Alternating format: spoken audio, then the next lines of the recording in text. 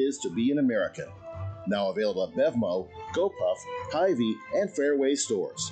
American Premium Vodka. This is the America we need right now. Go to AmericanPremiumVodka.com. Celebrate responsibly.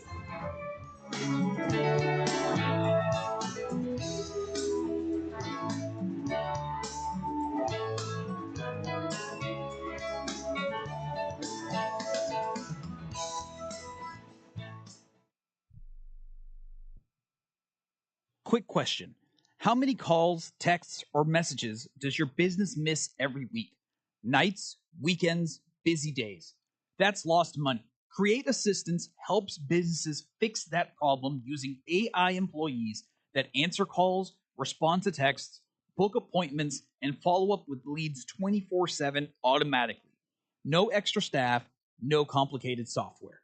Everything runs inside one simple command center that replaces scattered tools, missed follow-ups, and manual busy work. Whether you're a service business, office, or multi-location company, Create Assistance keeps your business responsive, organized, and running even when you're off the clock. Stop letting leads slip through the cracks. Visit createassistance.ai to book a free call. Or you can call or text 515-500-2224. Again, that's 515-500-2224. We look forward to hearing from you.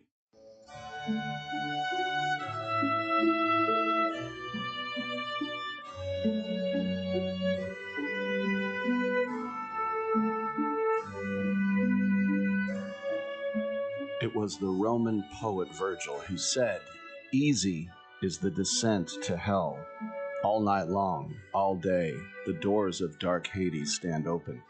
But to retrace the path, to come out again to the sweet air of heaven, there is the task, there is the burden. If I cannot move heaven, I will raise hell." We'll talk about that later, but now it's time for Rick Tittle and Titillating Sports on Sports Byline USA. All right, thank you for that, and welcome to a TGIF edition of Titillating Sports with Rick Tittle. Once again, Titillating Sports with Rick Tittle. What's going on, y'all? What you got? All right, why don't we do a show? We got a 3-hour show. Got a couple of people in studio today, so we're going to start things off, though, with a very beautiful and talented actress named Sarah Bolger, who is from Ireland. We'll start off with Sarah. Our friend Joyful Raven. Is that your Christian name? She has a new show at the Marsh. She'll be here at 9:25. Filmmaker Johnny Max at 9:40. So all entertainment peeps. Another filmmaker / rapper will be with us at 10:12 in studio. It's Berner. Carmine Marino at 10:40 from Pro Wagering. We'll talk ponies. And then Steve-O in studio at 11:12. He's at Cobb's here in San Francisco. So if you count the horse racing in 10:25, probably 11:40, we will get some sports talk in. We'll try and find a way. What kind of show is this, man? We cover the gamut, the gamut. That's right. You heard me. 1-800-878-PLAY is the number to call. 1-800-878-PLAY. Don't write it down. Dial it up. Football, basketball, baseball, hockey, soccer, golf, tennis, auto racing, boxing, Olympics, cricket, total ball, chess, checkers, rugby, cricket. I've already got the YouTube and the Twitch.tv cameras rolling on a 2-shot. And the only way I can get the YouTube to work is just to literally get the pores in my nose. That's so brutal. All right, whatevs. TuneIn app, iHeartRadio app, Stitcher app as well, and around the world on American Forces Radio Network. I salute the troops. Coming up next, the lovely and talented Sarah Bolger. Come on back. It's more than a rebellion. When your teen is slipping into drugs or alcohol, when social media and pornography consume their time and their mind, when depression and even suicidal thoughts cast a shadow over your home, as a parent, you feel powerless. There is hope. At Turnabout Ranch, troubled teens step away from the chaos and into a clarity of nature on a working cattle ranch. care for horses, learn responsibility, build trust, and rediscover purpose. It isn't theory, it's real work, real therapy, real healing. Families from across the country have found transformation right here, just when they thought hope was gone. If your teen is struggling with addiction, harmful online behaviors, even weight management, call right now and get the help you all need. 800-219-2494. 800-219-2494. 800-219-2494. That's 800-219-2494.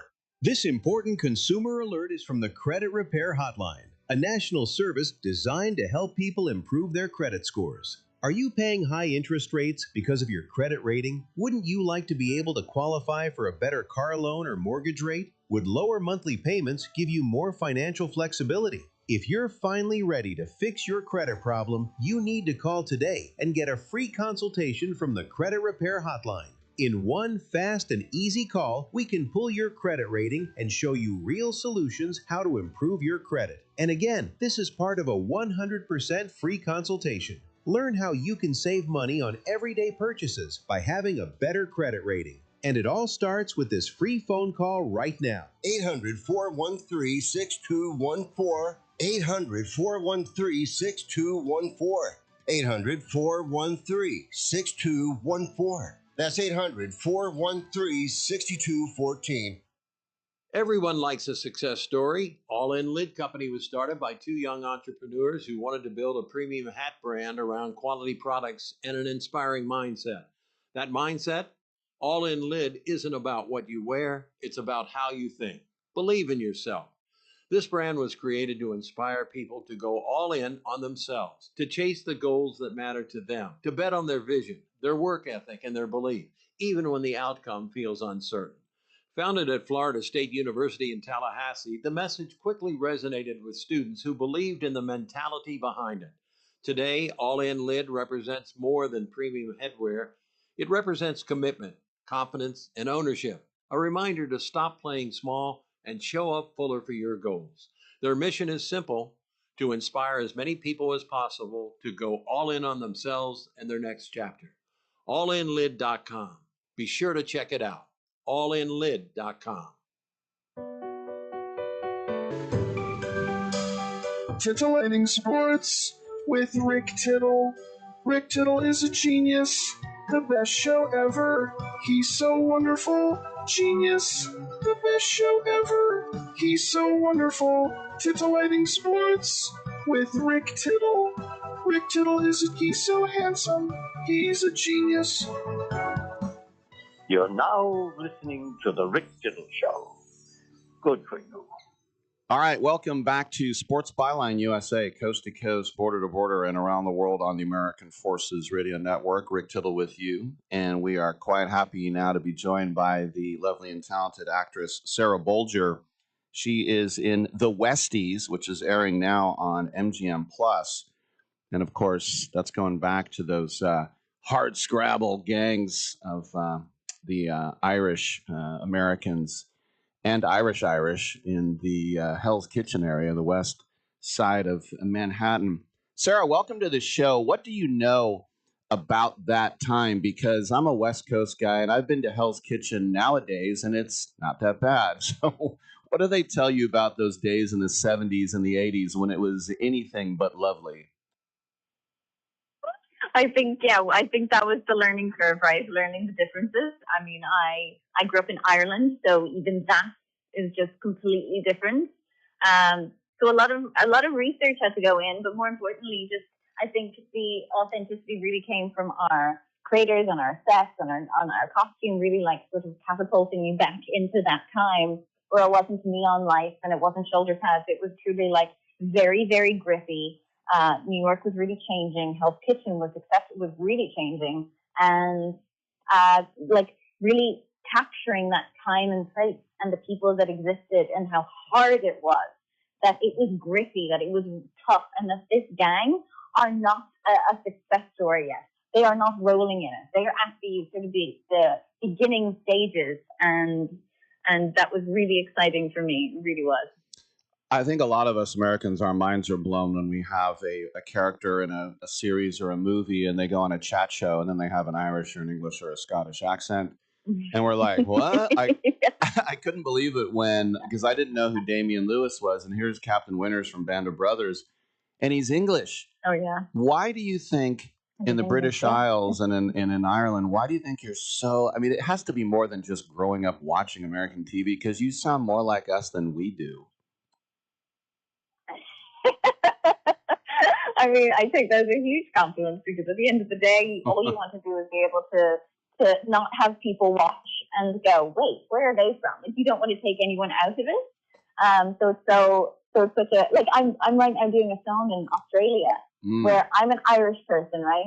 Surrounded by people with an Australian accent in Melbourne, and then doing an Oklahoma accent from the 1930s. So if you can imagine, like, it does mess with your brain a little bit.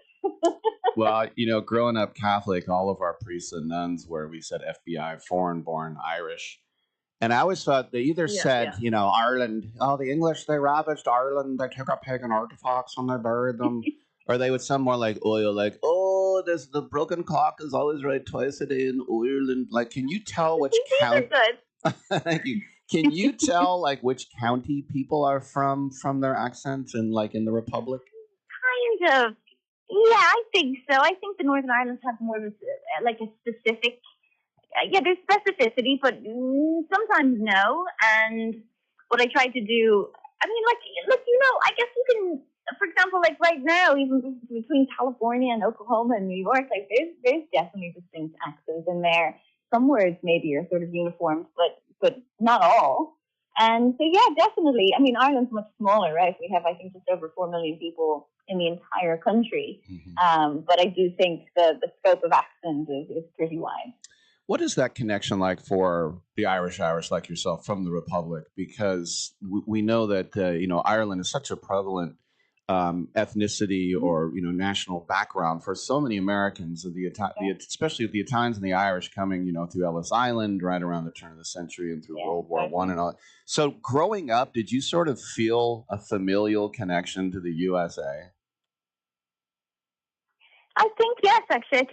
I think specifically having worked since the age of 5, sort of all over the States, I do actually feel like what makes me so proud about being an Irish woman is that no matter where I go in the US, I always find people talking to me about their lineage, even if they've never been to Ireland.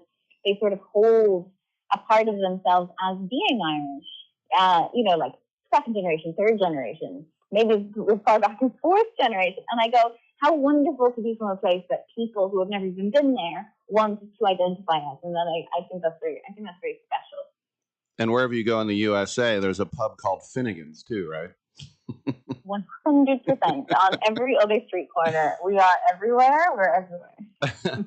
So, as you were saying, you have been acting since you can remember your whole life. And a lot of times people fall prey to the child actor syndrome because you have maybe too much clout or gravitas or money too early. Sure. So what kept you on the straight and narrow? Was it just great family and guardianship?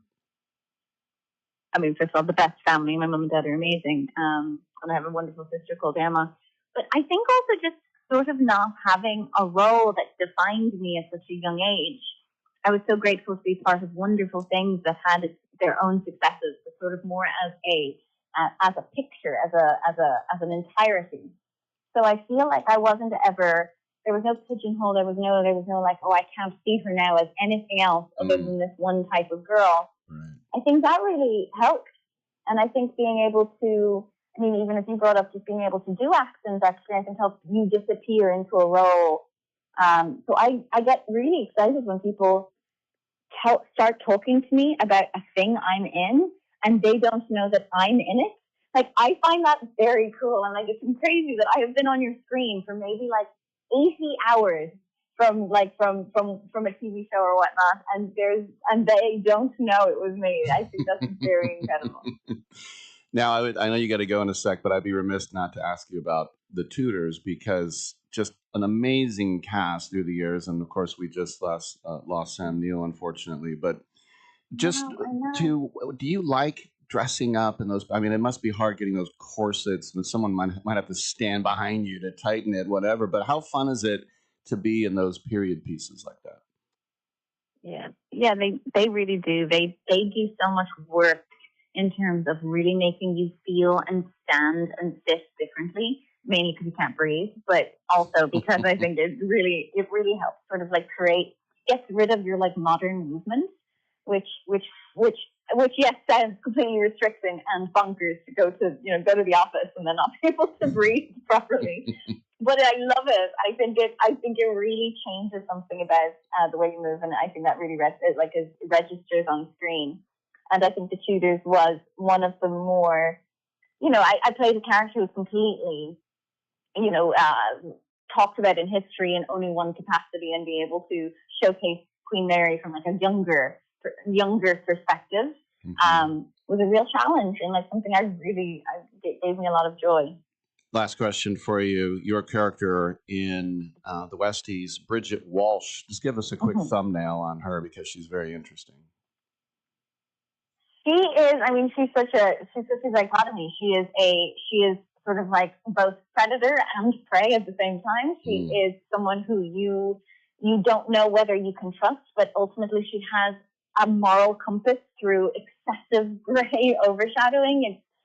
You want her to love, you want her to fall in love, you want her to be happy, but I don't think she believes in those things. So I think she's a very exciting character. I think her silence is very powerful, and I only pray that we get another season so I can walk in her shoes again. We've been speaking with Sarah Bolger. Check out The Westies on MGM Plus now. And Sarah, I always wanted to say this: you're grand. Thank you. You're grand, sure. Thanks. All right. Thank you so much. We will take a quick break and we will come back on Sports Byline USA.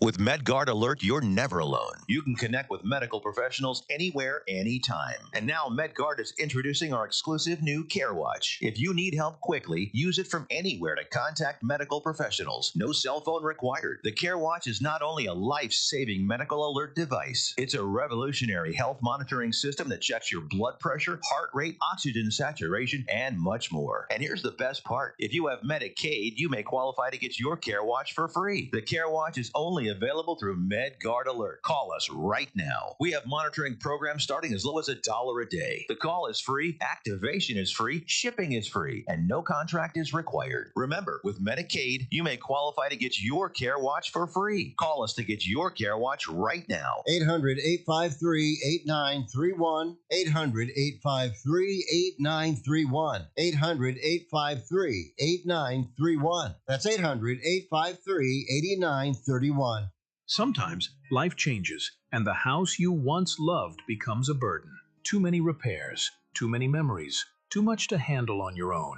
If you'd like to sell your home fast, we can help at the Home Buyers Hotline. We can help you sell your home as is, no cleaning, no showings, and there are absolutely no hidden fees or real estate commissions. We'll pay you a fair price for your home in cash. Whether you're downsizing, handling an estate, or just ready for peace of mind, call us. We'll help you walk away from your problem property in no time at all and get you the cash in your bank account with little hassles. If you'd like to sell your home fast, as is, we can help at the Home Buyers Hotline. Call Want to Sell Your Home now for a free quote to sell your home in any condition. Call 800-950-3143. 800-950-3143. That's 800-950-3143.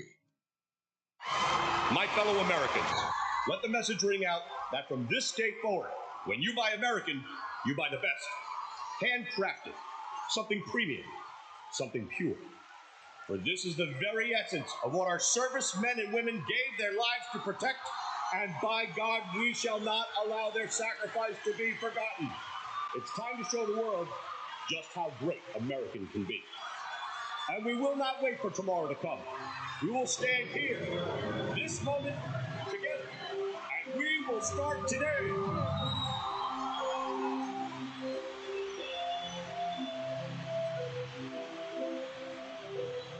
Don't ever forget how great it is to be American.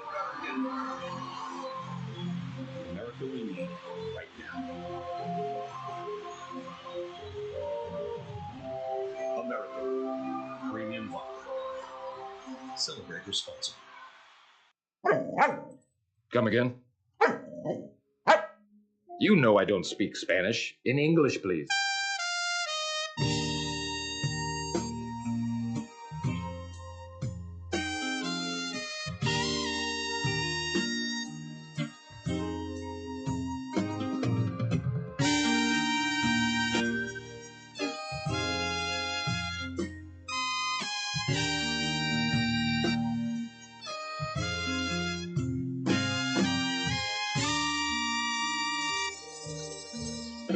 Rick Tittle beats his servants.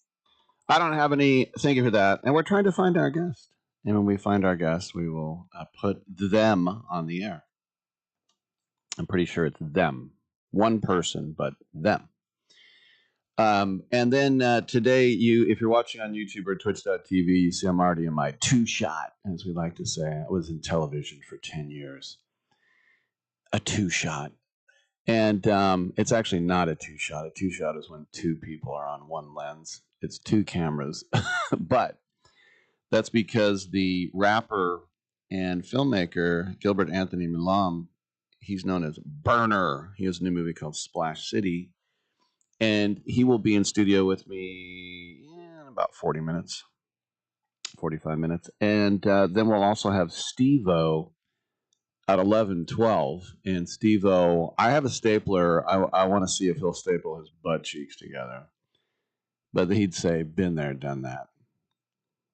You never know what he's going to get. He's done some of the craziest stuff I've ever seen. The one thing about Steve-O, it always seemed that he would barf at poo smells. That's a perfect way to introduce our next guest. No, I'm sorry, but they have just called up. Rick Tittle with you, coast to coast. And we always love our friends over at The Marsh. There's one in San Francisco and there's one in Berkeley as well. And they have a festival coming up by women and non-binary performers, August 12th through the 30th. And there are going to be 18 total new works. And our guest with us, the director, writer, performer, our friend Joyful Raven is back with us because Joyful Raven will be contributing to 5 of these 18 new works. Joyful, welcome back. Can I call you Joy? Are we that cool? Well, it seems weird for a person with a name like Joyful to be a stickler, but I don't go by Joy. Joyful. All right. So when did you, let's just back up a second. When did you decide that was going to be your name? Because that's a pretty cool name. I think you probably put a lot of thought into it. Well, Rick, here's the truth. It is Rick, right? It is. You can call me Richard if you want to get really formal. Well, Richard, yes. I did not give myself that name, which is what a lot of my show is actually about. That is my given name. Mm-hmm. I had true blue, old school hippie parents who named me Joyful Raven. So I'm always like, yep, no, people, I did not give myself that name. But I do try to live up to it. Well, I was born in the East Bay in the 60s, and I grew up in the Berkeley area, and I grew up with a lot of people with hippie parents. And so I'll just say you got a good one. Because there were some bizarre ones. Oh yeah, I with all due respect to some of the friends I grew up with some good singers, and I agree. I scored in that department. And I would say a name like that, or Felicity, or Jesus, that's a lot to live up to. So Joyful, when in a relationship, if you're mad, does somebody ever say, "Hey, I thought you're supposed to be joyful"? No, but my nickname when I was a child was Woeful because I cried a lot. Oh my God! So I do have an alter ego, Woeful. Is that one of the? Well, I know you have Tactical Frivolity. I love the word frivolity and then tactical. Putting those together, that's a great name for a performance. What is tactical frivolity all about? Yeah, well, I do introduce you to Woeful in the show. Tactical frivolity is like, do you remember in Portland a couple years ago when all the frogs and the clowns were protesting? Frogs were protesting? Do you remember when the blow up doll frog protest was like going across the nation? It kind of started when people were going to detention centers and protesting, but they were protesting in frog outfits. I was playing Call of Duty. I'm so dumb. I missed it. Tell us more. Well, it was this phenomenon, and it's called tactical frivolity. I realized because I got obsessed, and it's like how you protest with ridiculosity, and like how clowns are in the face of authoritarianism. You get as goofy and silly as possible because it like disarms. It disarms violence. Gotcha. So it's a little bit of a heady title. To be honest, I'm going to rename the title at some point because it's a little heady. But right now, this is a working title, and it's really about how I grew up in the radical theater. And I like to say I was forced into animal print unitards and political opinions before I was a consenting adult. Because my parents were in the mime troupe back in the day, and then made their own theater, and then it's sort of like how I tried to run away from that circus and figure out my own life, and what that, how we, that's sort of. Well, okay, I'm going to have a bad run-on sentence here. Okay, take it away, you. If it helps you at all, there's a picture of me in 1970, and I'm wearing striped pants. I have like this Davy Jones haircut, a turtleneck, and then I have a skull necklace. Now, I'm 5 years old. Yeah. I didn't pick any of that stuff out. What's happening? Come on. Exactly. So you know. Oh my God. So I love this line in the show description because I've never seen the progression from A to B. Like this is like A to W. You found yourself in the yoga to fascism pipeline. What is that? Yes, and I have to thank my friend Sol Crawford for that term. So that's a funny term for the sort of the Maha journey where people went from like RFK to Trump supporting. Mm-hmm. No shade. Okay, so here's my thing. In my shows, I am always trying to ask questions as opposed to tell people what to do. I'm trying to show you what happened to me, not tell you what you should do for you. And I'm trying to use my story as a way to articulate something that's happening right now culturally in the zeitgeist. Well, and if something goes wrong, you can blame Tylenol too, right? Oh, absolutely. Or my hippie parents, you know? But yeah, it's like, it's like the people who sort of rode the RFK ship to, to Trump. And so it's like, I didn't realize that I was on that. So it's kind of like the story about how I left one ideology and didn't realize I was in another until maybe it was too late. Just joking. You'll have to come and find out what really happens in the show. Well, now tell us a little bit about, because I just, sorry to cut you off. We just have a couple of minutes. You're also, as I mentioned, you've got 4 other shows.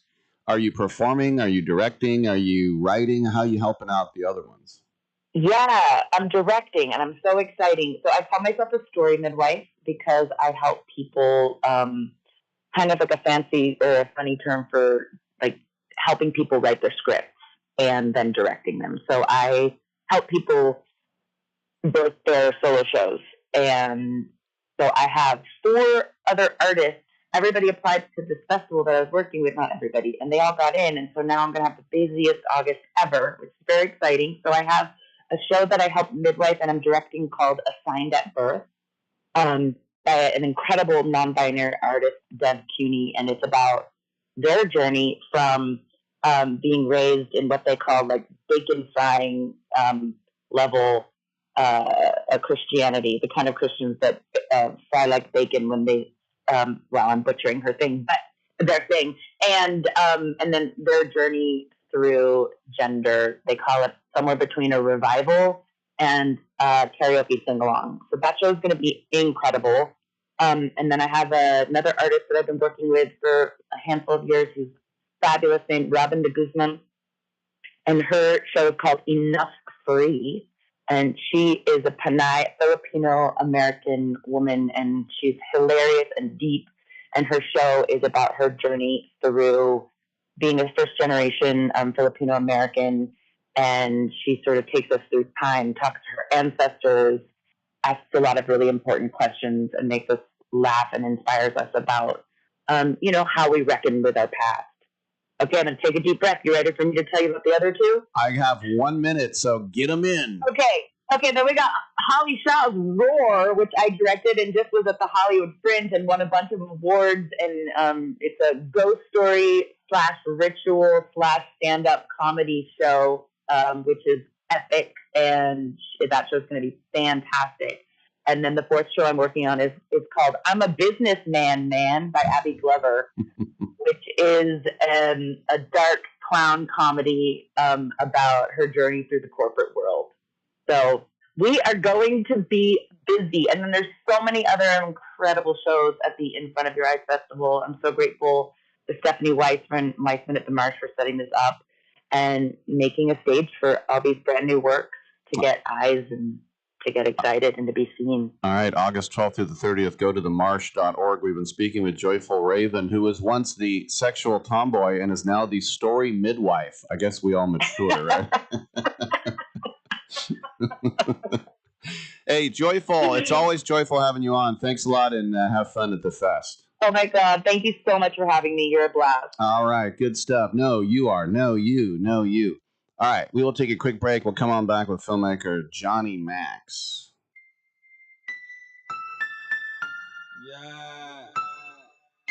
Yeah. What's that on that beat? Oh, I'm different. Yeah, I'm different. I'm different. Yeah, I'm different. I'm different. Yeah, I'm different. Pull up to the scene with my ceiling missing. Pull up to the scene with my ceiling missing. Pull up to the scene with my ceiling missing. Pull up to the scene with my ceiling missing. Middle finger up to my competition. I am an American veteran. I'm proud to have served this country. Helping veterans is something all Americans can participate in, and it's as simple as donating an old car that you have sitting around. When you call the Veteran Car Donation Program, they'll explain how their program works, and then arrange a time they can come and pick up your vehicle for free. Running or not, it doesn't matter. They take cars, trucks, motorcycles, or vans. As a veteran, show your support by donating your car and get a tax deduction in the process. Call the Veteran Car Donation Program right now. They'll come and pick your car up for free, and you'll get a tax deduction in the process. Call the number we're about to give you right now. Thank you, and God bless America. 800-887-1097. 800-887-1097. 800-887-1097. That's 800-887-1097. Proceeds support Heroes on the Water.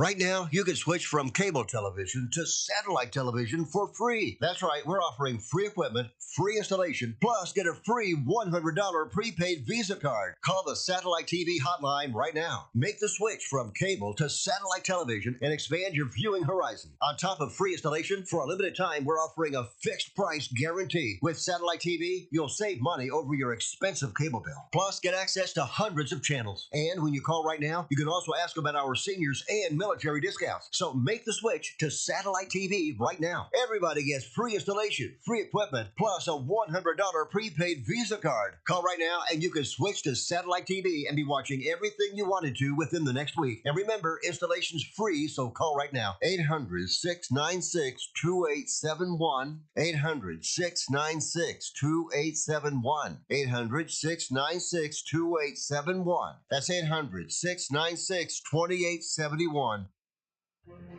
Every champion has a team behind them, and for thousands of families without insurance, Christ Clinic is that team.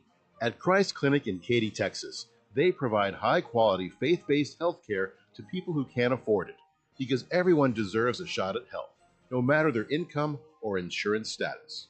Their doctors, volunteers, their mission, rooted in compassion, their impact, over 10,000 patient visits every year and growing. But they can't do it without help from fans like you. If you ever cheered for a comeback story, this is your chance to be a part of one. Donate today at ChristClinicKaty.org and help them keep the doors open for those who need it most. One gift can be the difference between surviving and thriving. Christ Clinic in Katy, where health meets hope and faith goes to work. That's Christ Clinic Katy, spelled Katy.org. Team up with them today. What would you say you do here? Well, look, I already told you. I deal with the customers so the engineers don't have to. I have people skills. I am good at dealing with people. Can't you understand it? What the hell is wrong with you people?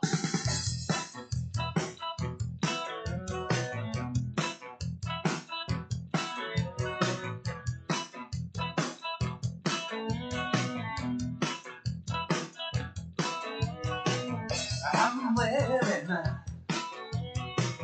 the pajamas.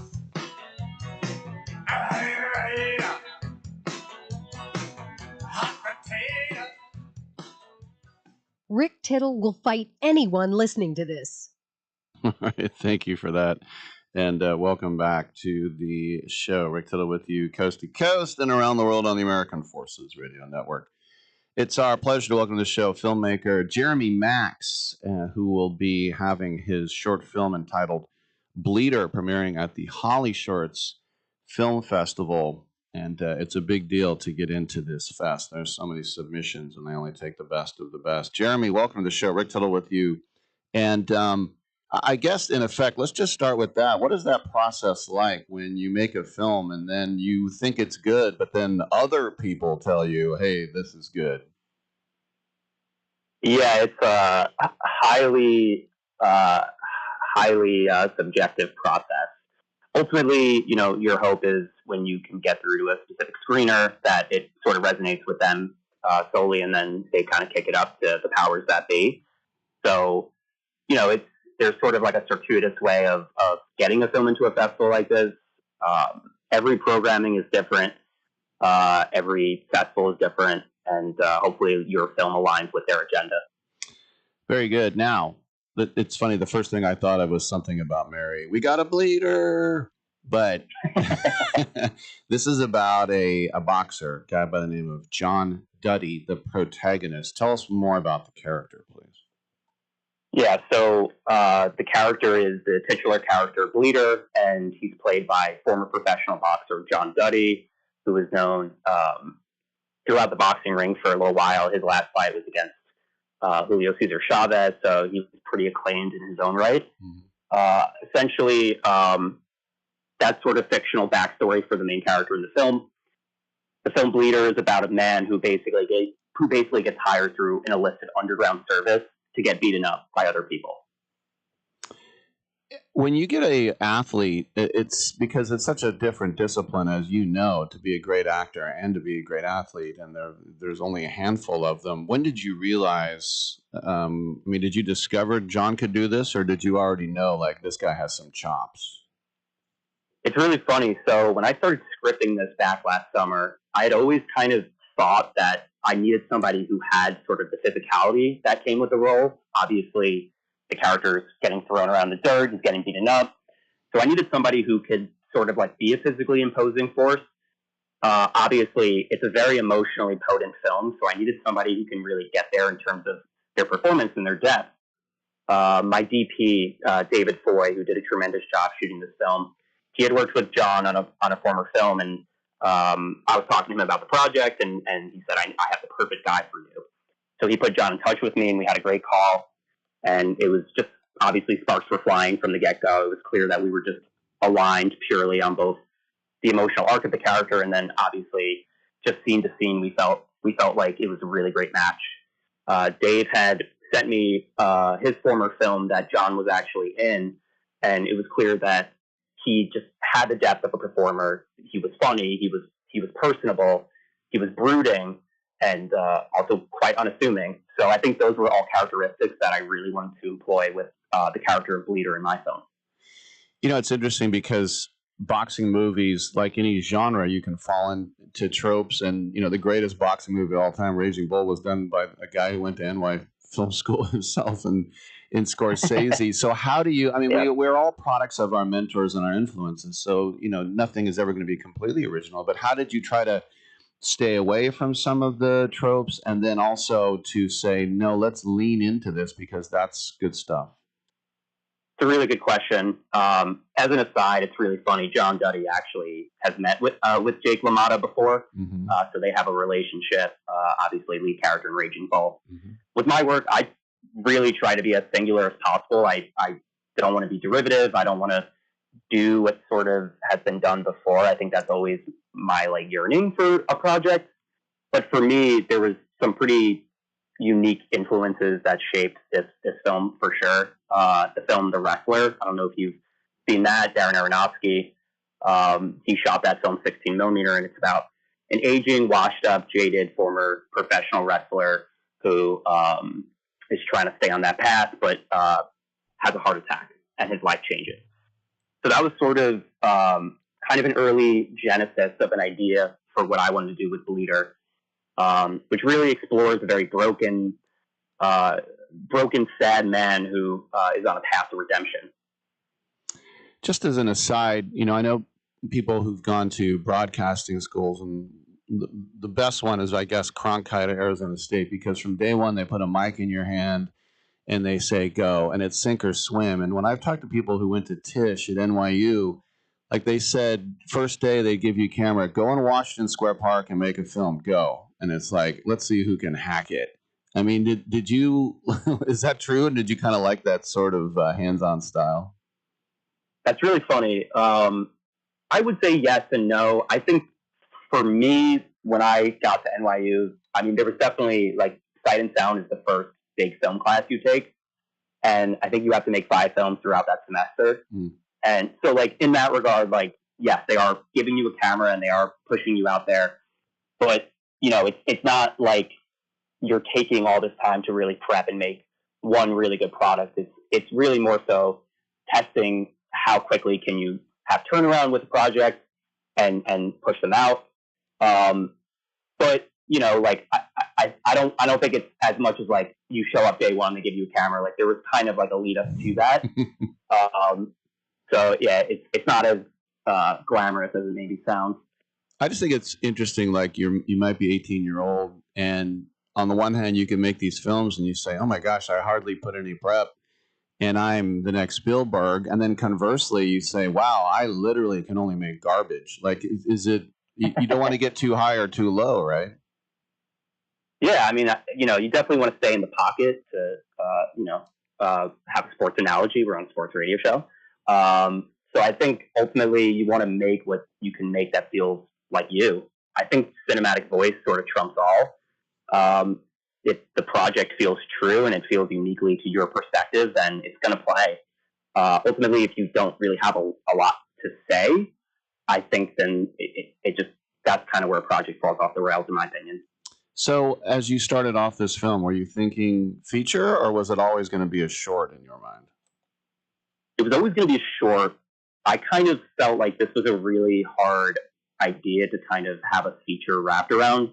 But funnily enough, I'm now taking the short and adapting it into a full-length feature. So we're pretty late stage into development as we speak. But I really wanted to tell a vignetted story where you kind of got these different flavors. So, you know, you can see a man who gets beaten up, and that's cool, and it's sort of deceptively like a John Wick film where you think, here's this guy who's rough and tumble, who's going to take down town. But then conversely, on the other side, you have a very soulful, dramatic film between him and his wife, where there's clearly a deteriorating relationship, and all of the emotional things that he's repressing are sort of coming to the surface that he's forced to face as the film goes on. So to me, it felt more like little vignettes, but now with the feature, we can kind of do a full expansion. And the toll, too, for a sport like that, because we have a term. It's kind of a whimsical term, punch drunk, but it means that you've had so many concussions and TBI that you're. I mean, I know boxers, they slur their words. They're not all there anymore. So, what about this character and the beatings he's taking? Yeah, I mean, there's definitely a cognitive dissonance. I think he feels the most alive when he's getting fought, and for the character, he's sort of self-punishing, self-flagellating because of something terrible he's done. So when he's in pain, he feels the most alive. Along the way, he sort of learned this lie that because of this terrible tragedy, I need to punish myself. Conversely, when he's at home, there's like death in the air. It's deathly silent. It's eerie.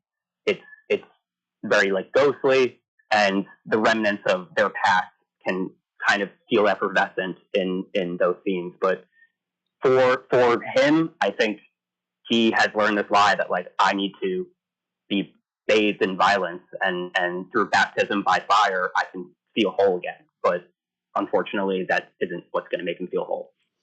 Last question for you, and a lot of times people. I had a friend that would always goad us when we were in high school to like beat on him, and then he would laugh. It's like, so you really don't feel joy unless you're getting punched.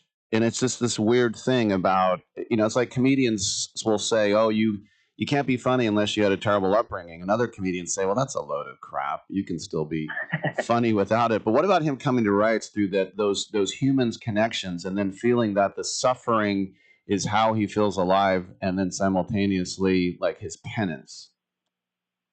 Yeah, I mean, that's the beautiful dichotomy of it all, especially with his relationship with 3 different clients that you'll see throughout the film. For him, it's pushing him closer to the edge. So the first client we meet, and I'll be a little coy about what happens in the film, not trying to reveal too much plotting, but the first client he meets is somebody who's a little unsure, unassuming, kind of young, kind of nascent, doesn't really understand like what this is. And you kind of understand that Bleeder, our main character, has been doing this for a while, but he's sort of at that edge. So after the first experience, he's kind of being pushed more toward, that absolution that the film ultimately has at the end. Second client, it's even more so. Third client, even more so. But you kind of get these like different flavors, different personalities. And I'm not going to speak to the second or third clients, but you understand why those people get a kick out of doing what they're doing, no pun intended. All right, great stuff from Jeremy Max, filmmaker, written and directed this new powerful psychological drama, and it is entitled Bleeder. You can see it at Holly Shorts, and we'll look for it at other ways after that as well. Jeremy, congratulations on the film, and thanks for coming by. Thank you. Thank you for taking the time. All right, good stuff. I'm Rick Tittle. We will come on back. We have a little time for some open lines at 1-800-878-PLAY.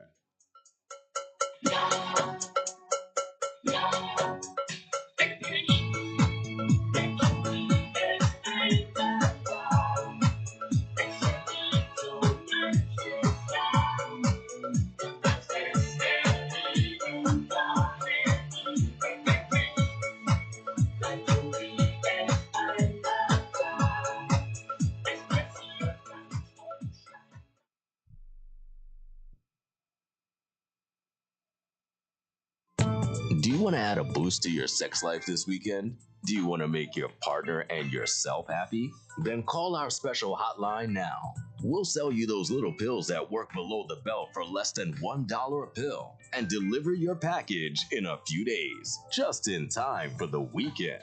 Our pill delivers almost the same results as expensive pills for less than $1 a piece, and you don't need a prescription. And ask about their buy 3 get 3 free offer. What are you waiting for? Boost your sex life and have a great time now. Less than $1 a pill, discreet delivery in a few days, and a buy 3 get 3 free offer? Dial this number and save it now. 800-245-2751. 800-245-2751. 800-245-2751. That's 800-245-2751. Paid for by the Pharmacy Shop. Listen up, guys. Are you experiencing any of the following? Fatigue, less drive, poor performance? If so, you may be one of the nearly 30 million men in the U.S. today dealing with ED. But did you know you don't have to pay hundreds for a prescription anymore? And you don't have to deal with the hassle of seeing the doctor or the embarrassment of going to the pharmacy for a certain pill. Now, with one free call, you can find out how Herbal Virility Max can help you feel like a man again. For over a decade, Herbal Virility Max has helped guys just like you put a smile back on their face with improved performance and drive. Call today and ask about our buy one, get one free offer. 800-690-8223. 800-690-8223. 800-690-8223. That's 800-690-8223. I get a lot of calls from people across the country who are suffering from the affliction of IRS tax debt. Hi, I'm the tax doctor. Call me right now. My team specializes in helping people over the age of 50 solve their tax problems. And the bigger your tax problem is, the more money you can save. If you owe the IRS money, or you're about to owe the IRS money, or even if you need to file years of unfiled returns, call us right now. Our friendly, highly trained representatives are waiting right now to take your call. Over the years, we've helped thousands of people just like you stop the tax liens, wage garnishments, and harassing phone calls. You don't need to send the IRS a big fat check. We can negotiate a lower amount. That's what we guarantee for you. So call us right now. 800-603-9359. 800-603-9359. 800-603-9359. That's 800-603-9359. I'm not insightful enough to be a movie critic. Maybe I could be a food critic. These muffins taste bad. Or an art critic. That painting is bad.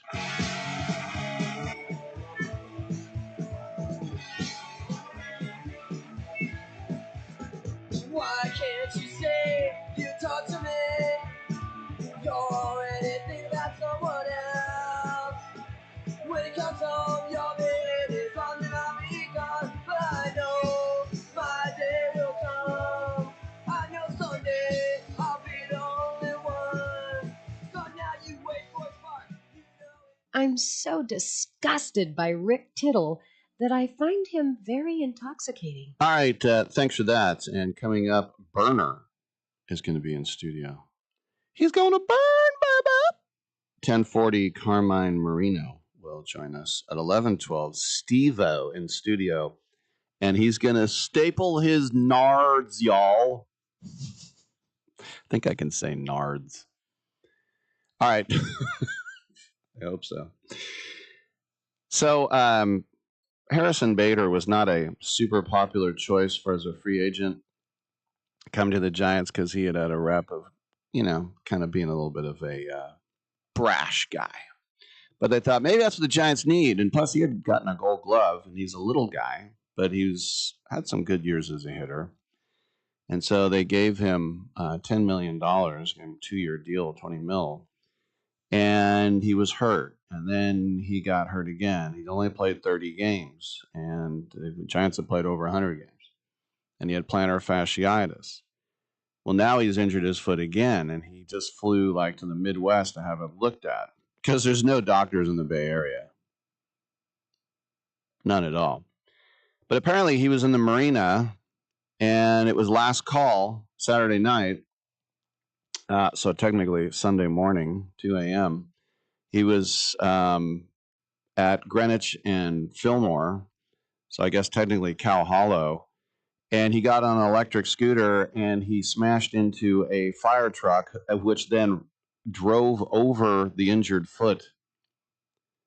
And now this is coming from a lot of reputable people. There are 2 other athletes, and I don't mean to name them, but one of them was a quarterback, and he had back spasms. And my friend said, I saw him start a fight, same thing, marina, last call, and a guy slammed him, full body slam on the sidewalk. That was his back spasms. And then another baseball player, big league player, he was on the DL as well, with knee discomfort or something. And my friend said that they were walking back drunk and they walked by a bar and there was a bouncer, and the drunk baseball player said, ooh, you're a bouncer. You're in the UFC. Oh, you're so tough. And the guy's like, walk away, walk away. And the baseball player kept goading him, poking at him. And then the bouncer just picked him up and slammed him. That was the elbow discomfort. Boys will be boys. It's just that it's not a good look for Harrison Bader. All right, I'm Rick Tittle. Let's take a quick break. We will come on back with Berner in studio.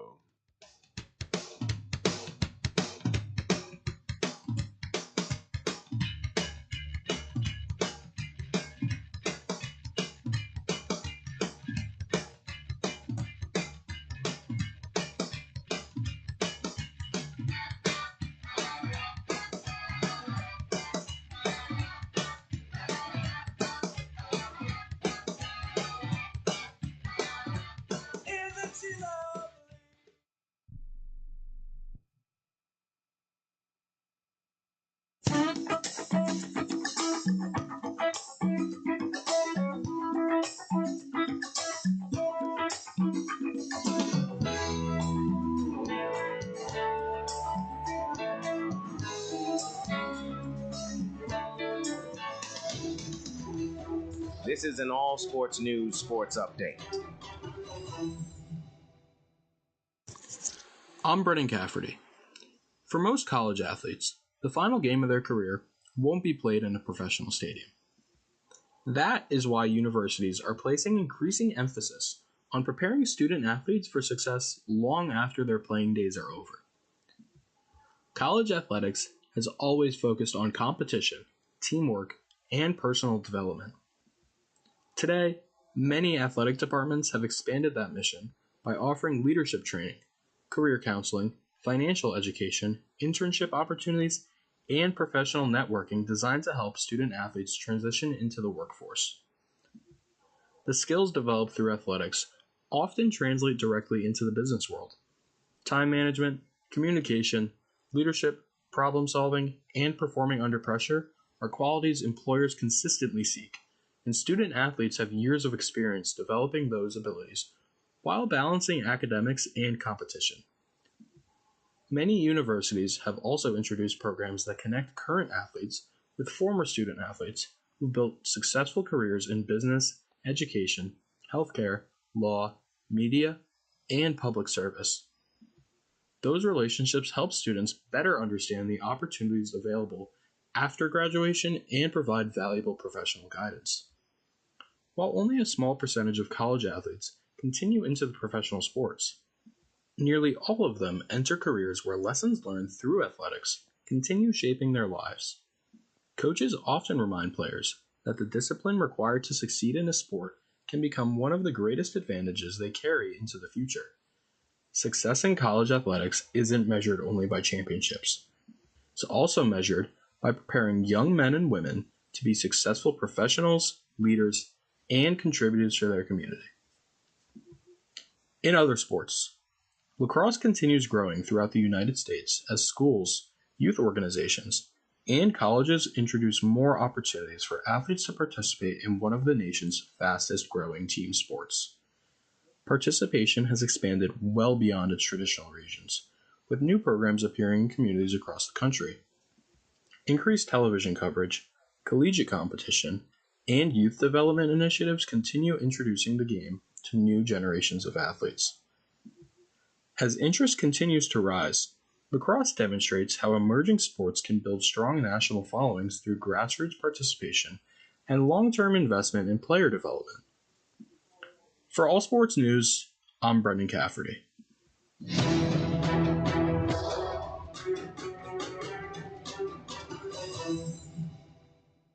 Have you been daydreaming about losing weight for years? Do you just yo-yo back and forth?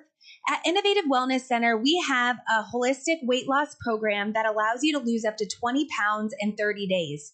People are losing weight like crazy and keeping it off. It can be done from anywhere in the United States.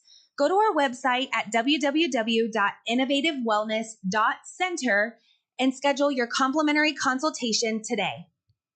If you're losing calls, missing leads, or spending too much time chasing customers, this message is for you. Create Assistance helps businesses answer every call, text, and message 24/7 using AI employees without hiring more staff. We handle bookings, follow-ups, reminders, and customer communication all inside one simple system built for small businesses. Stop losing opportunities after hours. Visit createassistance.ai and book a quick call today. We look forward to hearing from you. Getting together with friends to watch the game? Then you'll need American Premium Vodka. Handcrafted and pure, this is the one thing all Americans can agree on. Founder Mark Gus Scott chose the finest natural elements America has to offer, and you'll taste how great it is to be an American. Now available at Bevmo, GoPuff, Hy-Vee, and Fairway stores. American Premium Vodka. This is the America we need right now. Go to AmericanPremiumVodka.com. Celebrate responsibly.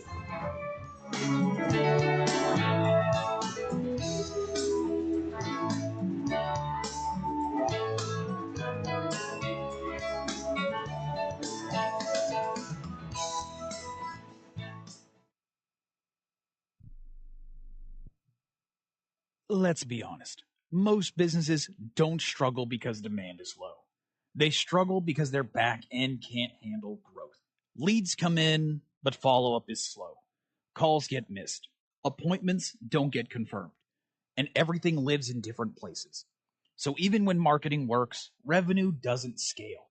That's a systems problem. Create Assistance fixes this by building a done-for-you CRM and automation system that captures every lead, follows up automatically, confirms appointments, and keeps everything organized in one place.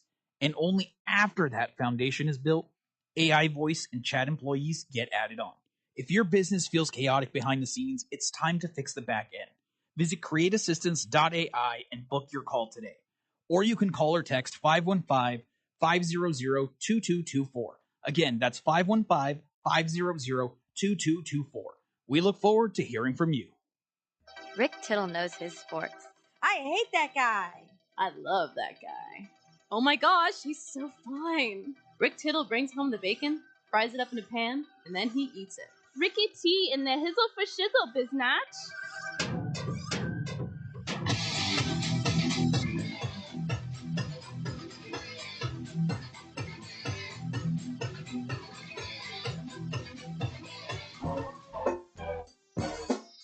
Thank you for that, and welcome back to the show. Berner standing by to come in studio. Steve-O in an hour in studio. Your calls, 1-800-878-PLAY, 1-800-878-7529. It is pretty amazing that there was this AI doctored, is that redundant, picture of Kyle Shanahan in the hospital, and there's like an Asian nurse, and then he's in bed wearing a button-down shirt with a Niner hat. And like, oh, wow, I thought he's supposed to have 40 facial stitches. WGN in Chicago aired the picture and saying, you know, I don't really see a lot of the stitches. He got off light, blah, blah, blah. It is weird. I know Farrell, Scott Farrell, he thinks that there is an issue. The fact that the police had no charges and there was 11 days of silence and that nothing to see here, move on.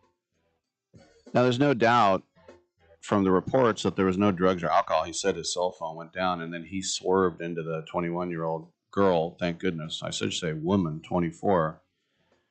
Good thing she's okay. But just saying that if he wasn't head coach of the San Francisco 49ers, then maybe it would have been a little bit different. But it also just shows you the dangers of AI now. This wasn't, like Valdosta Tech on their sports talk show. This was WGN. Look at that. And when you make something like that, it has to be obviously a joke. And that wasn't obviously a joke. But, if you are a news agency now, how do you vet this stuff? You're trying to scoop everybody else. This is AI. Now you have AI, which can detect AI, but sometimes the AI lies to help the other AI. Not making that up. So I like the original AI. Talking about practice. All right, 1-800-878-PLAY. We'll take a quick break. We'll come back with Berner in studio.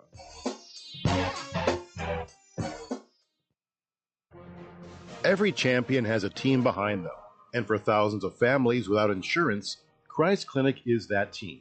At Christ Clinic in Katy, Texas, they provide high-quality, faith-based health care to people who can't afford it, because everyone deserves a shot at health, no matter their income or insurance status. Their doctors, volunteers, their mission, rooted in compassion, their impact, over 10,000 patient visits every year and growing. But they can't do it without help from fans like you. If you ever cheered for a comeback story, this is your chance to be a part of one. Donate today at ChristClinicKaty.org and help them keep the doors open for those who need it most. One gift can be the difference between surviving and thriving. Christ Clinic in Katy, where health meets hope and faith goes to work. That's Christ Clinic Katy, spelled Katy.org. Team up with them today.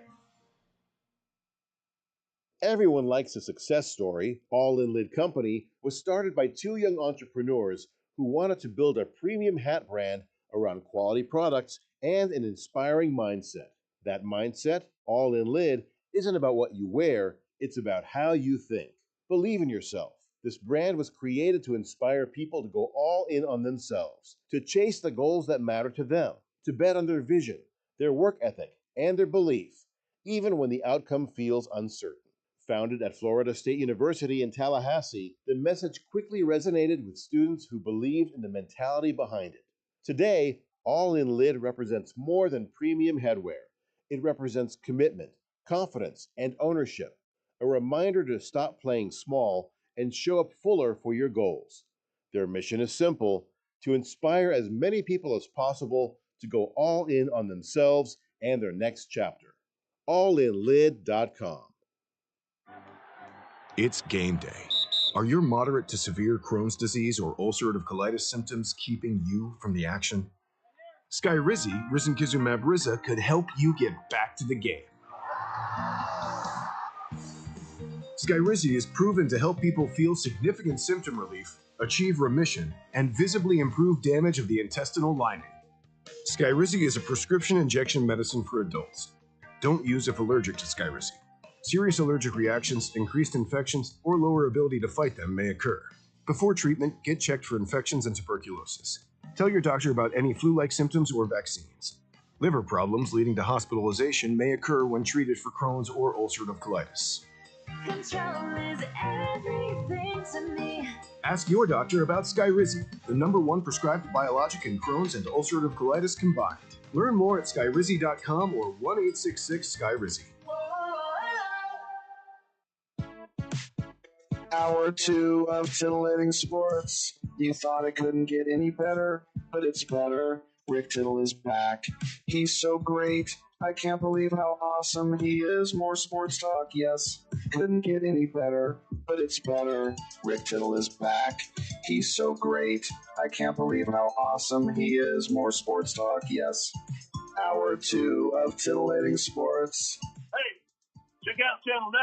Check out Rick Tittle. All right, hey, thanks for that, and welcome back to the show. Rick Tittle with you coast to coast and around the world on the American Forces Radio Network. 500 outlets, 177 countries, ships at sea, and everybody watching on YouTube and also on twitch.tv. See, sitting here in studio with me, we're very happy to have him. It is Gilbert Anthony Milam. He is known as Berner, as a rapper, very accomplished veteran rapper, but he is now a filmmaker as well. He has a movie entitled Splash City, which is making its tour around the country, and it's going to be in more select theaters coming up here on August 7th as well. Thanks for coming in, man. Man, thank you for having me. So what's it like now that you're a, should I say fancy filmmaker? Or It feels good, man. Like, it's almost like unreal a little bit. So take us through the progression, because you're obviously a creative guy. Is this something from your childhood you wanted to make movies, or did this kind of come lately? No, absolutely. I started trying to make a documentary when I was 17. And I put that on pause to do some other things. I've done like music videos. I've done documentaries. I had like a docuseries called Marijuana Mania. It did really well. But this is like my first actual scripted film. I've been wanting to do this for a long time. I felt like I'm finally in position to do so, so I had to take the opportunity. Now, speaking of marijuana, you might see the ubiquitous hoodies that say cookies on them. That's me. That's you. Yeah. Congrats. Thank you. That's taken the world by storm. I mean, you're overseas now, right? Everywhere, yeah. We're a global company, and we've done a lot. We pretty much planted our flag, and I think it was like the first actual real cannabis brand. So you started off, I don't want to get sued, Girl Scout cookies. And they were like, what are you doing? Yeah, that was the name of the strain, but I knew that I had to call it cookies and just come go with their own identity and whatnot. So the other thing is too is getting into like sort of the gravitas of the teenager. Like, what do they like to wear? What's cool? And even kids who don't smoke weed, it's like it's cool to wear cookies. I mean, that is half of it, right? yeah, well, it looks good. It feels good. We have great designers on deck, and even our cut and sew stuff like the tracksuits and whatnot. It's not all weed based. It's just a good streetwear brand. That's why I think we executed really well. Is it gummies too? And we have everything, but we don't really specialize in gummies. Our thing is flour. Flour, okay. You know, when I was growing up, and I wasn't a weed guy, but my older brother was, and it was basically Sense Bud, Michoacan, Skunk. That was it. Yeah. So when did we get these strains? It's like melancholy, sunshine, or purple cauliflower. Yes. I think things started really changing like in like probably like the late 90s, but early 2000s is when it got really active. 2000s was like 2004 or 5 is when all the breeders started coming alive and started doing a bunch of stuff. But the other thing is that it's one thing to have a gimmick, and then people are like, it's not that good. So you had to make sure that the product would sell itself. So how hard was that to make sure that you had such a high quality product? We just had great breeders the whole time. So we were kind of bringing like very unique flavors, stuff that wasn't really around or seen before. So it kind of made us stand out a little bit. All right. Now, we should mention, too, you're from the Sunset. You're a city kid. And so what was that like growing up in the avenues? Well, it was pretty cool. I mean, I really spent a little bit of time in California and Fillmore above my father's restaurant as well. When that neighborhood was not so gentrified, when there's like restaurants and movie stores and coffee shops and stuff like that. So that's pretty cool. I moved to Arizona for a little bit and came back to the Sunset. And so the Sunset was really nice. Felt like I actually really had a home. It was a lot different than having a studio apartment. So I love the Sunset, the fog, people minding their business. And it was a great place to grow up. How long did it take you to walk to the park? Which park? Golden Gate.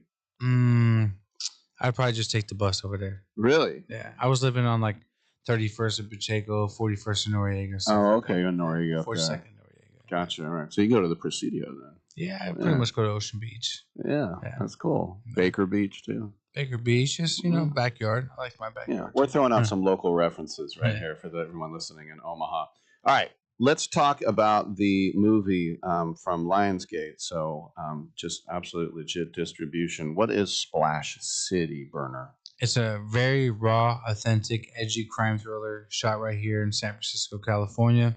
It's based on two brothers with two totally different pasts, and one of them's in some stuff that he shouldn't be in, and it kind of turns into a whole situation. When did this sort of, is this because you wrote it and you directed it, and when it's something like that, it's cool because you have all the creative power, but it's also all on you if it doesn't work. Luckily it worked. But what was the thing about like this story is compelling, this is different? I've been working on a few stories in the back of my head for at least like 5 to 7 years now, not a little longer. I wanted to wait to do those. I wanted to learn how to do a film first. I was like, okay, what can I do a film about? At the time I started thinking about doing the film, the whole bipping thing was very real here in SF. I'm sure you know all about it. It was something that was only happening here. I'm like, okay, this is like our New Jersey drive if I do it right. So I just decided to come up with a storyline that can make sense based on that whole era and just executed it. They say write what you know, right? Yeah. So then I just think about the nuances of, hey, I've got this great idea, I've got a great script, but then the discipline of trying to direct it as well. And we're all products of our mentors and such things. So like stylistically, how did you want it to look? I just knew there was a certain kind of film missing and still missing pretty hard today, which is like the 90s films, like Boys in the Hood, Menace to Society, American Me's, Blood and Blood Outs, Boys in the Hood, stuff like that. So I felt like I owed it to New Jersey Drive, Juice, kind of owed it to my era to bring something back like that.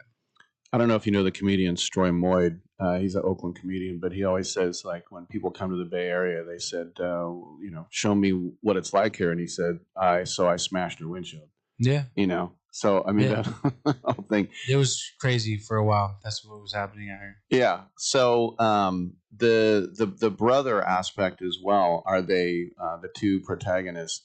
Are they like besties? Are they rivals? Is it a little of both? Nah, they're close, but they're totally different. And you could tell that there's definitely like that bond, but there's also like that you don't really know what I'm dealing with type relationship, you know? Maybe a little envy because one of them is doing a lot better than the other one, you know? How much of the story is you personally in these characters, or have you like sort of gleaned that out yet? No. Not so much in this story. I think the one I'm working on after, so I have one more I'm working on after this one. That's still not really me. A little bit, maybe, but not really. But the third one is going to be very me. And so I'm just making characters based on people I've run into and growing up here in SF. What's the feedback been so far from people who've seen it? Really? I mean, honestly, I didn't expect it to be like this. We looked at the screen for 3 years. We didn't really know what we had in our hands, but I think the hunger for movies like this is pretty wild. I mean, we've been to 10 different cities around the country. I debuted in Oakland, which I was very, very worried about because I thought they were going to be, criticizing me a lot more than they did. But the feedback is they love it. They love the actors. They love the local raw talent. And they love the world that we're bringing to the table. So I feel like if I could hit with this one, then the next ones are going to be amazing. I think if you're from here, and I'm from the East Bay, but any San Francisco movie, and I've worked here for decades, there's always a little bit of fondness for it to see the sights and just to know, like, it's just a good reminder that people from all over the world come here and like this is the spot, For sure. Also, I feel like, look, Boston, New York, LA, Baltimore, Chicago, they all already had their shine for crime movies. Like, it's time for the Bay to shine. That's right. It's time for more crime. We're bringing a lot more crime to the table. Let's take a quick break. We will come back with Berner. We're talking about his new movie, Splash City. I'm Rick Tittle. Come on back on Sports Byline.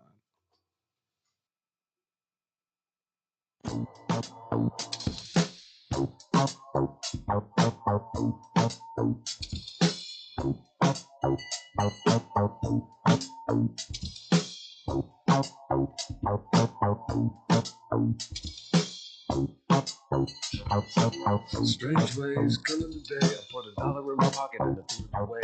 Been a long time since the better will die. Made a jukebox sound like I'm real in my mind. To calm my worries, fix my thoughts, pull my hopes.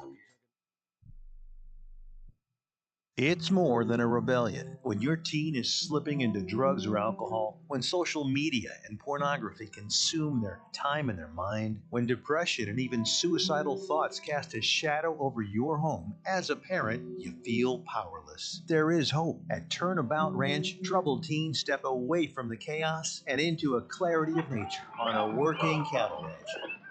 Care for horses, learn responsibility, build trust, and rediscover purpose. It isn't theory, it's real work. Real therapy, real healing. Families from across the country have found transformation right here, just when they thought hope was gone. If your teen is struggling with addiction, harmful online behaviors, even weight management, call right now and get the help you all need. 800-219-2494. 800-219-2494.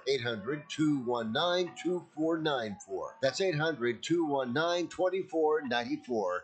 Sometimes life changes and the house you once loved becomes a burden. Too many repairs, too many memories, too much to handle on your own.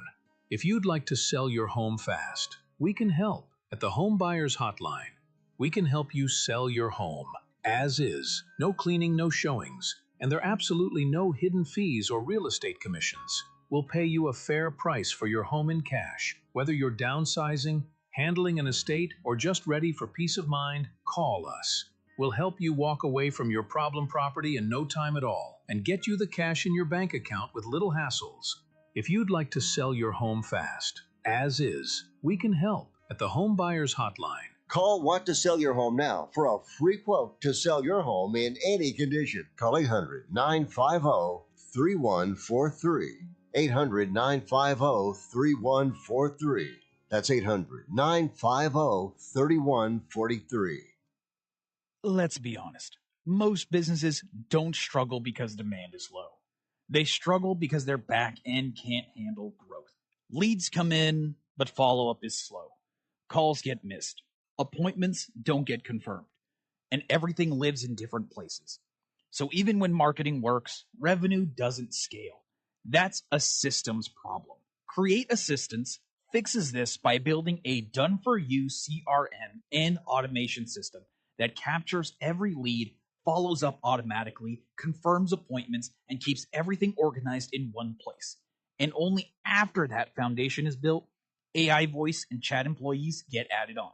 If your business feels chaotic behind the scenes, it's time to fix the back end. Visit createassistance.ai and book your call today. Or you can call or text 515-500-2224. Again, that's 515-500-2224. We look forward to hearing from you. It's game day. Are your moderate to severe Crohn's disease or ulcerative colitis symptoms keeping you from the action? Skyrizi, risankizumab Riza, could help you get back to the game. Skyrizi is proven to help people feel significant symptom relief, achieve remission, and visibly improve damage of the intestinal lining.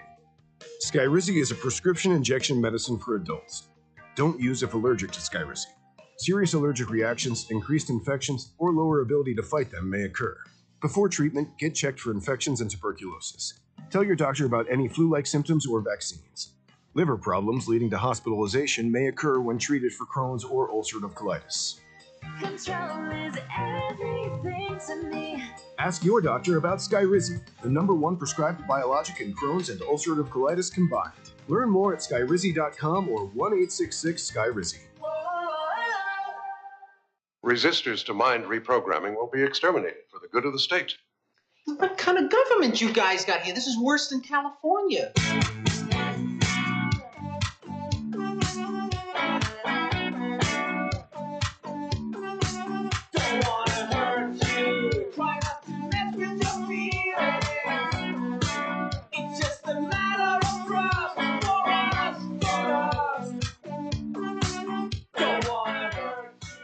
This is the only sports talk show that features a Rhodes Scholar, but he ain't here today. Now, back to Rick Tittle. All right. Hey, thank you so much for tuning in. Rick Tittle with you, coast to coast, around the world on American Forces. Carmine Marino coming up in the next segment. We'll talk some ponies. Steve-O will be in studio here at 11:12. I'll see if I can get him to staple something to his butt. Steve-O. All right, but right now we are with Gilbert Anthony Milam. Berner is his name, and the new movie Splash City. That's his film. It is now in select theaters, and we'll go to more select theaters coming up here on the 7th of next month. So, Berner, as you started off rapping, and you got in kind of early with Wiz Khalifa. What was that collaboration like? It was great. He recognized my independent hustle. I had a bunch of albums out by the time I connected with him, and I felt like by getting with him, it kind of elevated my audience a little bit. I was able to have more eyes on me and kind of use what I kind of mastered on my own, and just kind of go bigger, you know? Did you, because there's always a thing because you're not of 100% African heritage, did you have to prove yourself more? You know what I mean? Or Nah, you didn't have to face any of that? Nah, I was kind of put in the box though. I remember in SF right here in our own city, I had a big record back in the days. I remember a radio station saying he's not black enough. I remember another radio station saying he's not Mexican enough. So I was kind of put in the box. Mm-hmm. I'm not really worried about it. I guess I crawled out of that pretty well. Mm-hmm. Yeah, the cream will rise to the surface at some point. Yeah. So when you're doing a movie in your hometown, where there's some locations where you're like, like the Transamerica Pyramid, Golden Gate Bridge, that stuff's ubiquitous. Did you think, I know some cool or gritty or awesome parts of the city or the Bay that I need to shoot in when you started doing locations? Yeah, so I wasn't able to really, really dive into the locations I wanted in this first film, but I was able to shoot in the Mission. There's a shot in the Mission in front of the liquor store. It looks beautiful. You just tell us the Mission, So I was able to get a couple of those kind of neighborhoods I really wanted to shoot in. But I think the next film I'm about to go hard. Yeah. If you went to the 16th and Mission BART station, all those dudes in wheelchairs selling stuff. I mean, that's a gritty shot. But it is. You'd probably have to get a lot of. Hey, is it okay if I film you?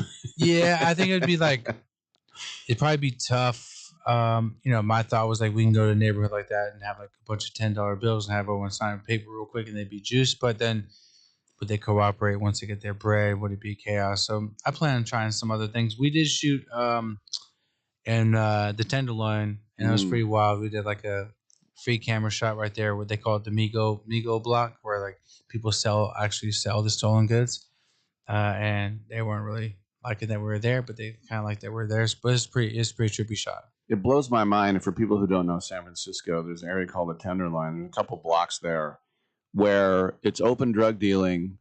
Everyone knows about it, and the cops just don't go there. Yeah, you can step in human poop and, smell a fentanyl cloud while you're walking down the street. It's pretty crazy. They literally just don't go there. All right, so what about gear? Because a lot of times in Hollywood, because I'm from Richmond, and when Coach Carter, that movie was filmed, there was a scene where they were running on the beach with palm trees. Okay, well, that ain't Richmond. Mm-hmm. So to try to keep it legit, what were some of the things like, I can just put this dude in a Niner hat or a Giant starter jacket? Like, how did you go? Any local gear like that? Not really. We pretty much used a bunch of cookie stuff because I didn't have to get like sign-offs on it. That's right. To get clearance on Plus it. a little free advertising too. A little free advertising, but also like it made it way easier for like paperwork purposes. Now we shot in the city and it felt hella real and authentic. The only place we went to was Treasure Island for a couple shots. Sure. Because the buildings look like projects over there, so it was cool to do that. Great home base. And you just say a word that I say all the time, which is hella. So you got to throw that in the movie too, right? No, man, hella. We put hella on the map. For sure. All right. So if you could, we briefly touched on it, but the two brothers are Juju and Slim. And when I'm always interested in a character breakdown, not so much an origin story, but just a breakdown of this guy's, because we're all nuanced, we all have complexities, but Juju is mostly this and Slim is mostly that. How did you sort of figure that out?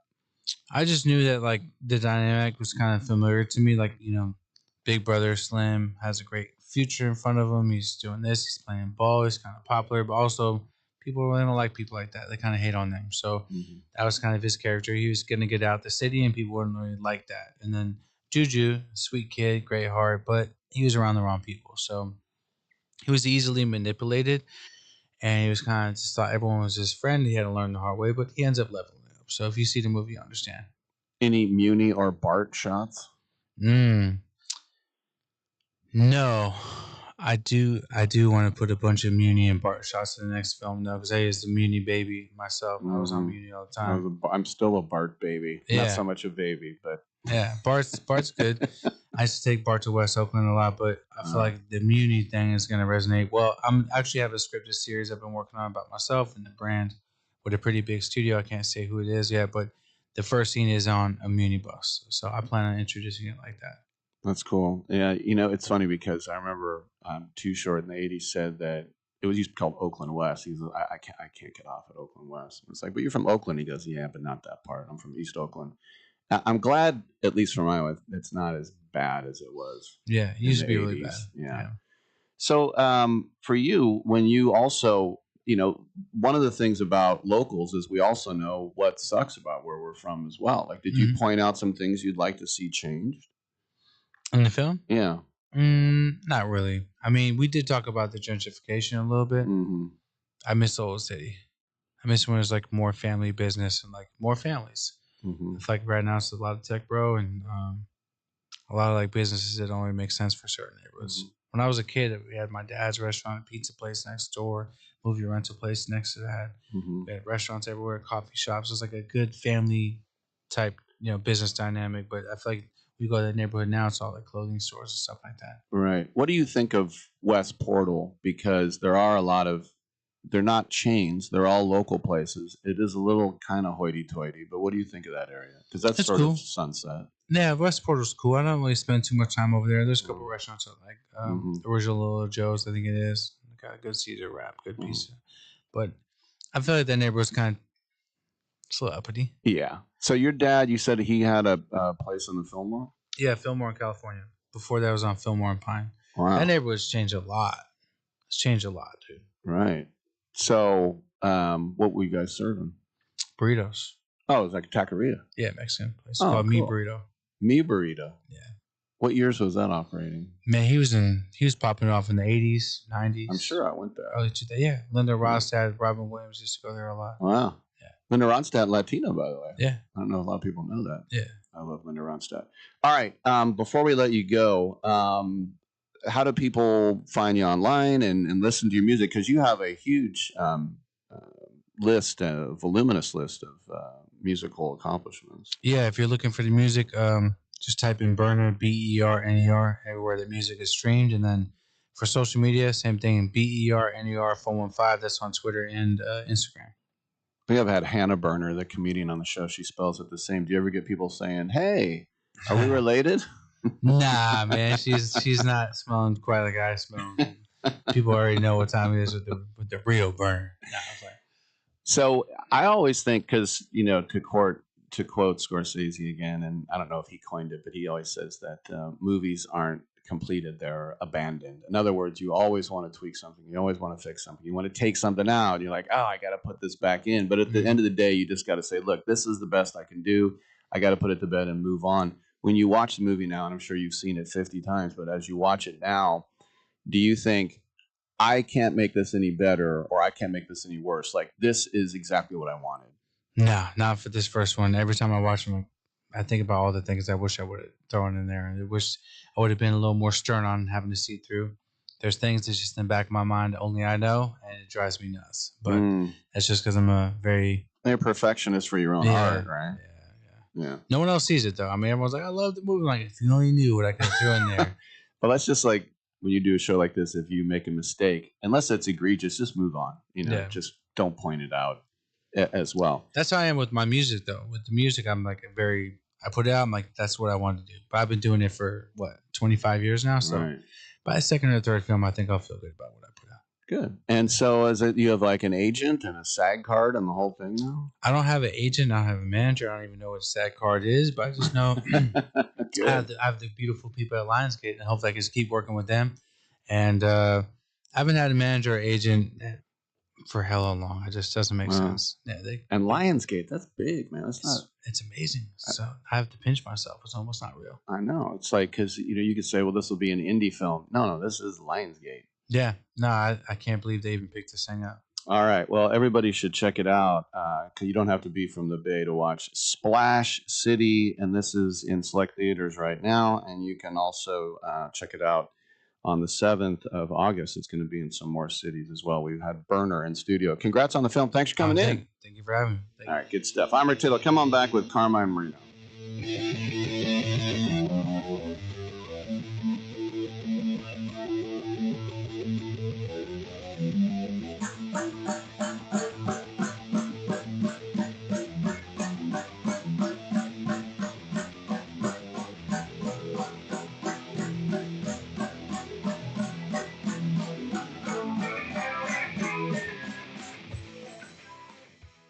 Jane Dawson did something smart.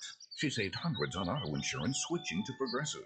With the money she saved, she got herself a pricey bird feeder with an ultra-high-def camera. Should Jane have just bought a regular bird feeder? Yes. Is it hard for her to admire nature when the camera doubles as the bird's potty? Also, yes. But it's Jane's savings, and if she wants to spend her time watching the digestive habits of the white-breasted nuthatch, we say you go, girl. Switch and see if you could save with Progressive and treat yourself. Progressive Casualty Insurance Company and Affiliates. I'm holding in my hand the American Silver Eagle dollar. It's a beautiful piece of American history, and it's 1 ounce of silver. Originally minted in 1986, these coins are a beautiful classic piece of American history, and they're a great investment you should add to your portfolio. The beauty of silver is that however much you have available to invest, silver is affordable and easy to acquire, with one coin costing around $30. So, if you choose to invest a few thousand in silver, you can get quite a bit for your money. And you'll have a tangible asset that you can hold, one you can be proud to own. Claim your piece of American history with American Silver Eagle dollars. Call the Silver Hotline right now. 800-620-1624. 800-620-1624. 800-620-1624. That's 800-620-1624.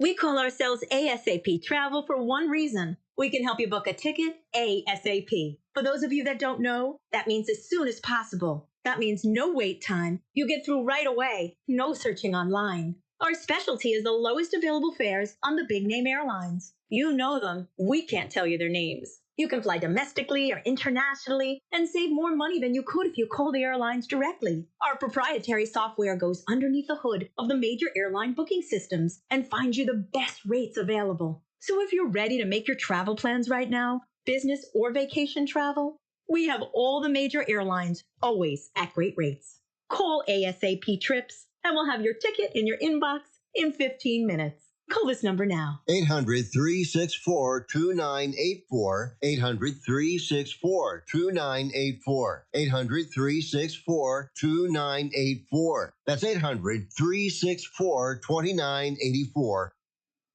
Have you been daydreaming about losing weight for years? Do you just yo-yo back and forth?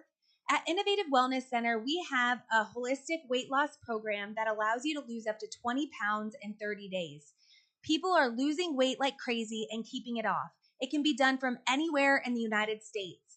Go to our website at www.innovativewellness.center and schedule your complimentary consultation today. And by the way, can I just say, Rick, that Rick Tittle is one of the great names of all time.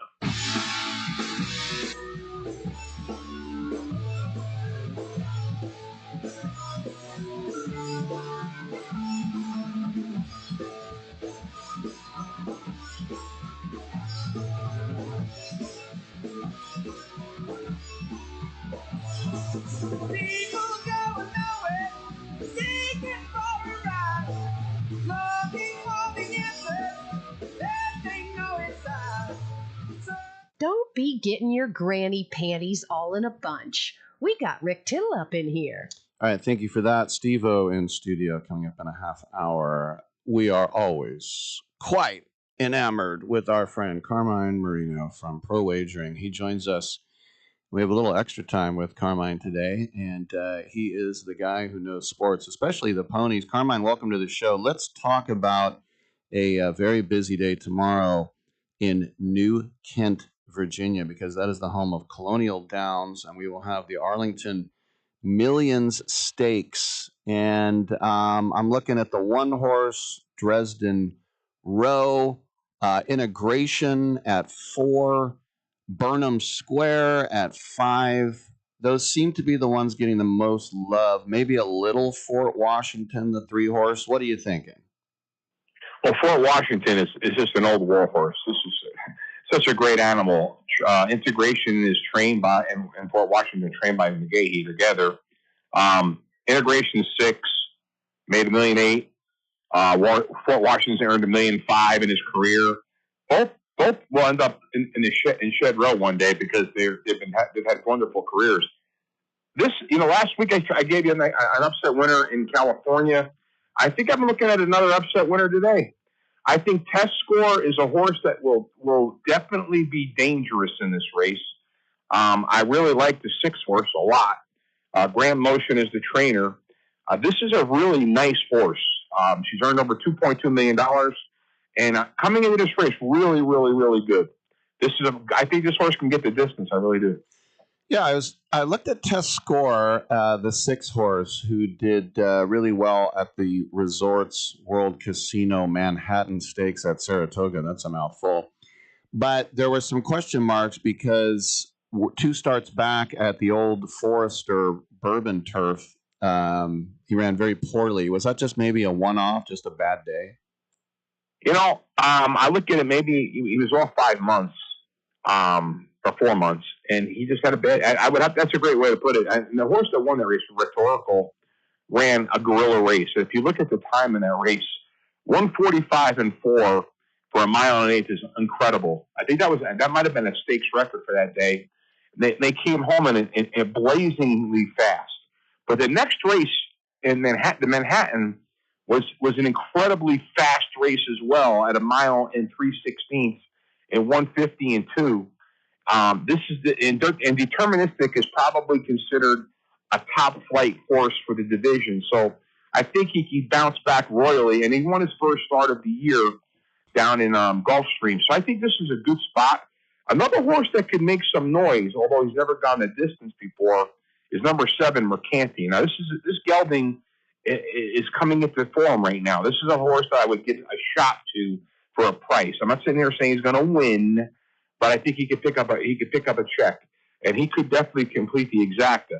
Now, that doesn't discount these other horses because Burnham Square, his last 5 starts, all on the grass, appears to be a very good turf horse. In fact, if you remember, this horse was considered a Derby horse, a strong Derby contender at one point, and then got beat to hell by Sovereignty and went downhill from there on the dirt.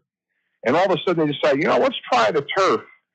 And this horse has run nothing but solid on the turf, including a 107 Buyer in the Elkhorn at Keeneland. This horse is going to be the favorite. So I'm trying to beat the favorite like I did last week and nearly did the week before. So we're knocking on the door here. In Fort Washington, you never know with this horse. This horse won the Arlington Million a year ago. Burnham Square, I was seeing it's a horse that takes a little while to get going. A mile and a quarter, though, that's enough distance for him to get rolling in time? Yeah, he ran a mile and 3/8, which is actually a little bit further distance. He ran a mile and a half, so I think he can get the mile and a quarter. He ran a mile and an eighth in the Bluegrass. I think he's a closer, but I think that's why I give Test Score, because I think Test Score will be closer to the front, and I think she'll have first crack at the win. And Manny Franco can ride his butt off in Saratoga, and I think he's got a good chance to pop this year again. Very interesting. The 8-horse Gran Oriente. This is a horse from Chile, which I don't hear about very much, but people say it is an interesting long shot because they really like his speed. I mean, how can you? I guess you can get the video, but is he a little bit of an unknown?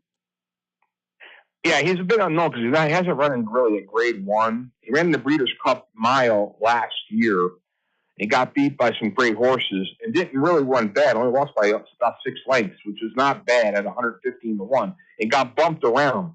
But the interesting thing about this particular animal that I like is Safi Joseph's the trainer, and he's got Paco.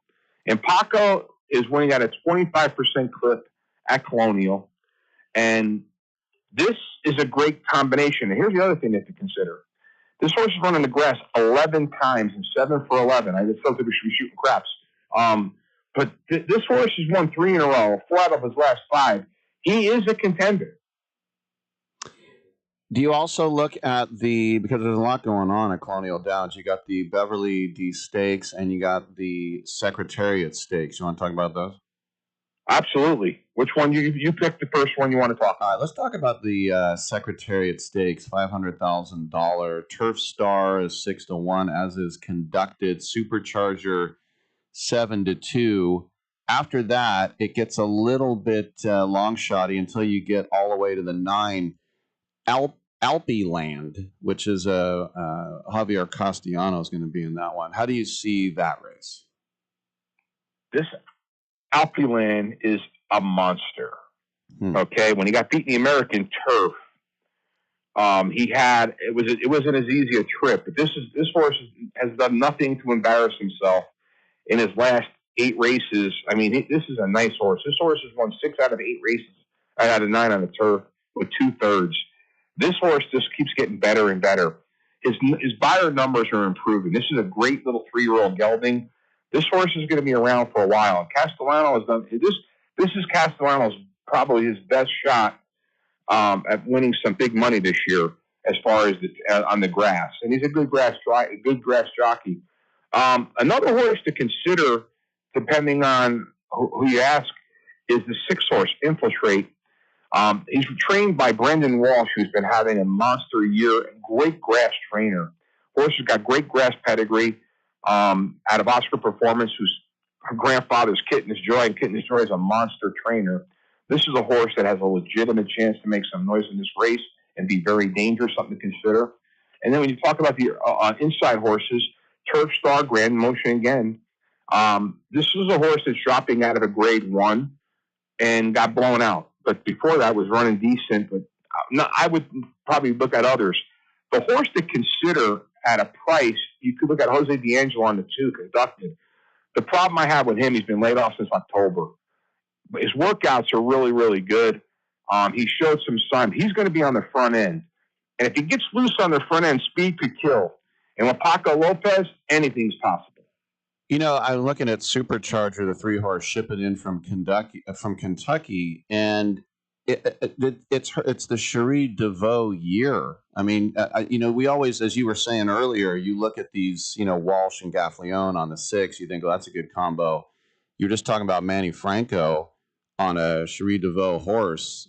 What about number 3? Again, coming from the Stars, great leg kick. Manny Franco and Cherie DeVoe, 0 for 6 so far this year, so we won't go there. He's still a great jockey. The question is, just a little shorter distance. At 1 mile and 1/8, this horse runs really well. Broke is made in 2 starts back, then came back to win again. Pretty much similar races at 1 mile and 1/8, very quick, but the track was lightning fast. It's a horse to consider based on the price.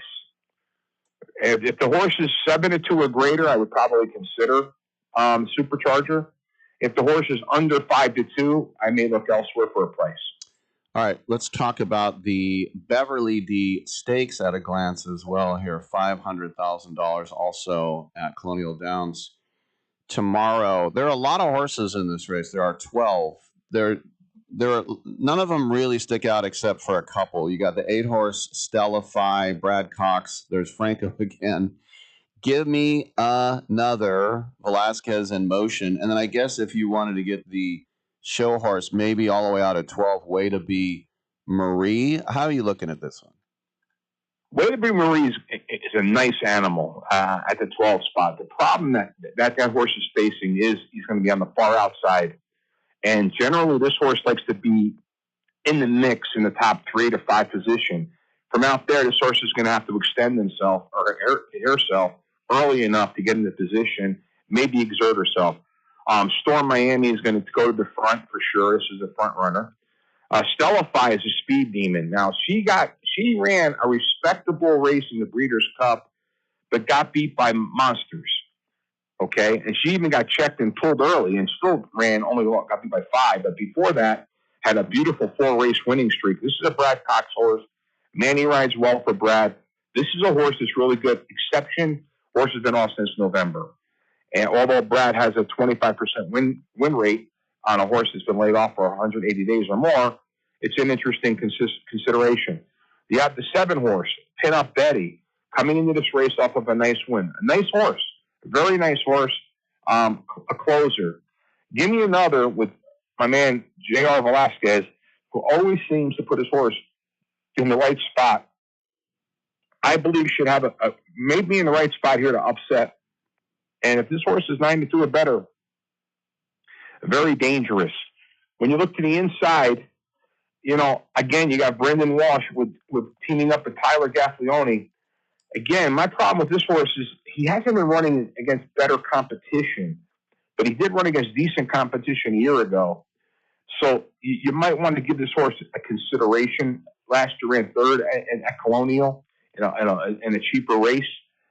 Again, this could be a horse that could be rounding into shape. He's had 3 starts, is improving. So I look for this horse to run well. And in his last out, he ran off the turf, and he still won the race. So I throw that race out. I look at the 2 races he ran before.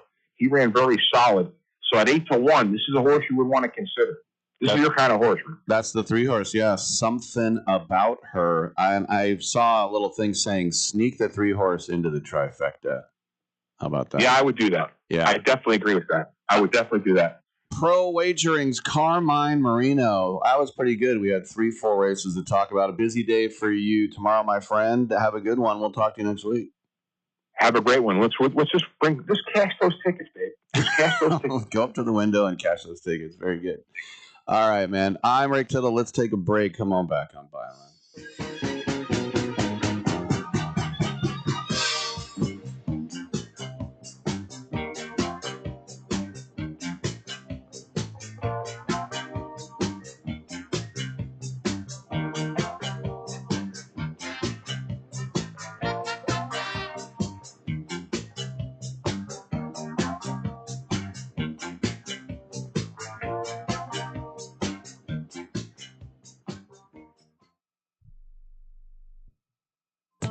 Do you want to add a boost to your sex life this weekend? Do you want to make your partner and yourself happy? Then call our special hotline now.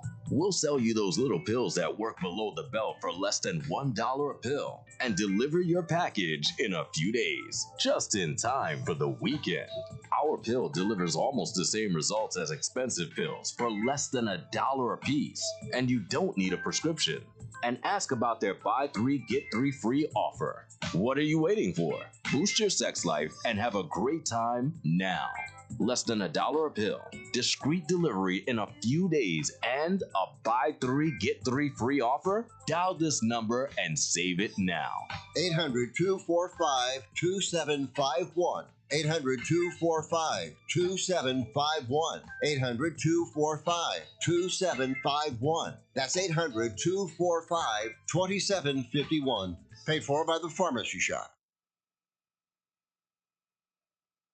This important consumer alert is from the Credit Repair Hotline, a national service designed to help people improve their credit scores. Are you paying high interest rates because of your credit rating? Wouldn't you like to be able to qualify for a better car loan or mortgage rate? Would lower monthly payments give you more financial flexibility? If you're finally ready to fix your credit problem, you need to call today and get a free consultation from the Credit Repair Hotline. In one fast and easy call, we can pull your credit rating and show you real solutions how to improve your credit. And again, this is part of a 100% free consultation. Learn how you can save money on everyday purchases by having a better credit rating. And it all starts with this free phone call right now. 800-413-6214. 800-413-6214. 800-413-6214. That's 800-413-6214.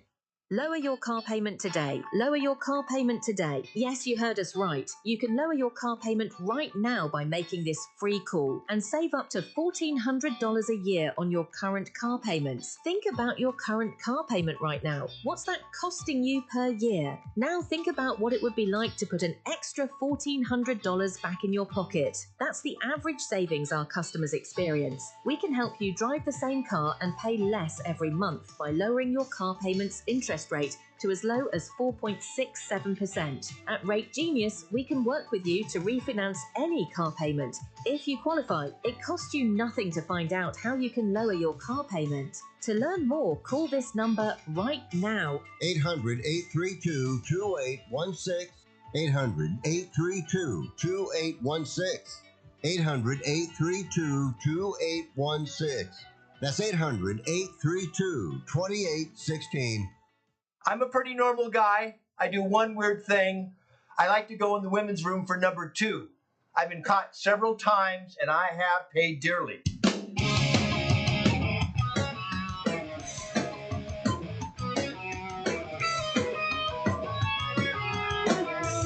Your eyes tell the stories of the day you wish you could. Recall the moments that once have. Retract the footsteps that brought us to this favor. Rick Tittle never eats beef jerky during any month that ends in Vember. All right, Steve standing by to come in. Condolences to the family and really all of Italian soccer. Franco Baresi died yesterday at the age of 66. And he's just been an ever-present since I've been a soccer fan. He was a young defender on that 82 World Cup team that Italy won, much to my chagrin, over West Germany. But he played for Milan for 20 years. That's AC Milan, the Rossonero, the red and black. And the last 15 of those, he was the captain. And he always kind of looked old. You know, he kind of had straggly hair. But if you think about his partnership with Paolo Maldini, who was briefly head of the Italian FA for 5 minutes until they couldn't get Pep or Pirlo. You think about Alessandro Nesta, like all the great Italians, Chiellini with the Azzurri, just all the great defensive players, and especially at the San Siro, the Estadio Giuseppe Meazza in Milan. Of course, the name of the town is Milano. So you think, well, why do we call it Milan? It's because it was started by English sailors. And, you know, English-speaking people call it Milan. So that's why they kept the name. The English named it that, and they didn't change it to AC Milano. It's like the Milano Cortina Olympics. Yeah, it's up there almost in the Alps. But anyway, Franco Baresi was a very classy defender, and he just was, that number 6 is iconic.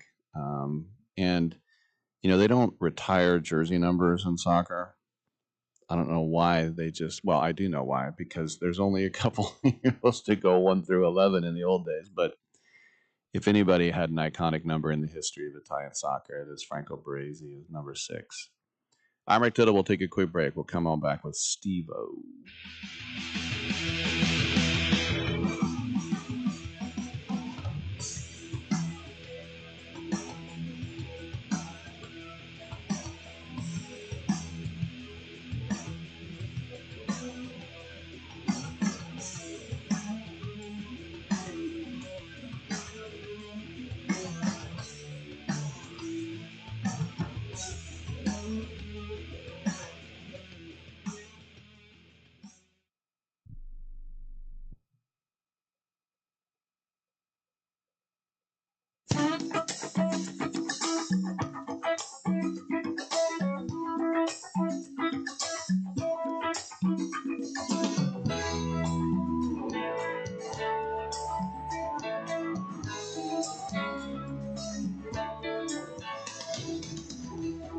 This is an all sports news sports update.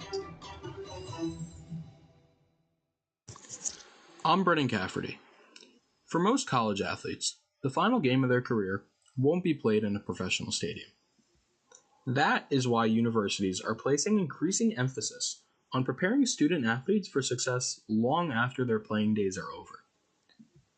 College athletics has always focused on competition, teamwork, and personal development. Today, many athletic departments have expanded that mission by offering leadership training, career counseling, financial education, internship opportunities, and professional networking designed to help student athletes transition into the workforce. The skills developed through athletics often translate directly into the business world. Time management, communication, leadership, problem solving, and performing under pressure are qualities employers consistently seek, and student athletes have years of experience developing those abilities while balancing academics and competition. Many universities have also introduced programs that connect current athletes with former student athletes who built successful careers in business, education, healthcare, law, media, and public service. Those relationships help students better understand the opportunities available after graduation and provide valuable professional guidance. While only a small percentage of college athletes continue into the professional sports, nearly all of them enter careers where lessons learned through athletics continue shaping their lives. Coaches often remind players that the discipline required to succeed in a sport can become one of the greatest advantages they carry into the future. Success in college athletics isn't measured only by championships. It's also measured by preparing young men and women to be successful professionals, leaders, and contributors to their community.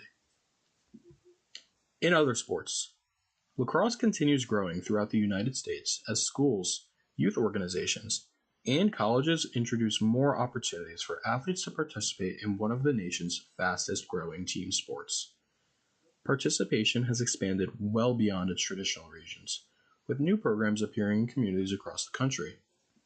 Increased television coverage, collegiate competition, and youth development initiatives continue introducing the game to new generations of athletes. As interest continues to rise, lacrosse demonstrates how emerging sports can build strong national followings through grassroots participation and long-term investment in player development. For All Sports News, I'm Brendan Cafferty.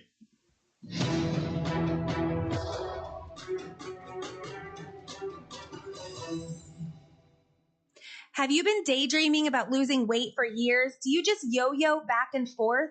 At Innovative Wellness Center, we have a holistic weight loss program that allows you to lose up to 20 pounds in 30 days. People are losing weight like crazy and keeping it off. It can be done from anywhere in the United States. Go to our website at www.innovativewellness.center and schedule your complimentary consultation today. If you're losing calls, missing leads, or spending too much time chasing customers, this message is for you. Create Assistance helps businesses answer every call, text, and message 24/7 using AI employees without hiring more staff. We handle bookings, follow-ups, reminders, and customer communication all inside one simple system built for small businesses. Stop losing opportunities after hours. Visit createassistance.ai and book a quick call today. We look forward to hearing from you. Getting together with friends to watch the game? Then you'll need American Premium Vodka. Handcrafted and pure, this is the one thing all Americans can agree on. Founder Mark Gus Scott chose the finest natural elements America has to offer, and you'll taste how great it is to be an American. Now available at Bevmo, GoPuff, Hy-Vee, and Fairway stores. American Premium Vodka. This is the America we need right now. Go to AmericanPremiumVodka.com. Celebrate responsibly.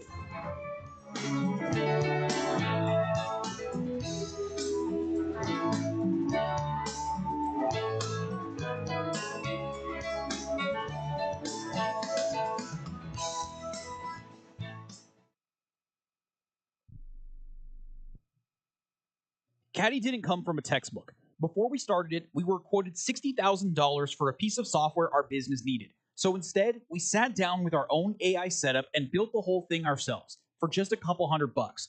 That gap, $60,000 down to $200. That is the whole idea behind Caddy.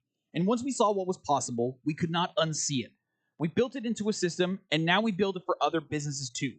If you're using ChatGPT or Claude in a browser tab, you're touching maybe 10% of what these tools can really do. Caddy is the other 90%, wired into how your business actually runs. The repetitive work, handled. The details that slip through, caught. The hours you lose to busy work, back. We come in, we build, we train your team, you take the keys. No $300,000 executive hire, no year-long project, no learning curve. Just your own unfair advantage built around how you already work. Book a free strategy call at meetcaddy.com. That's meetcaddy.com. Caddy, your unfair advantage. Rick Tittle knows his sports. I hate that guy. I love that guy. Oh my gosh, he's so fine. Rick Tittle brings home the bacon, fries it up in a pan, and then he eats it. Ricky T in the hizzle for shizzle, biznatch.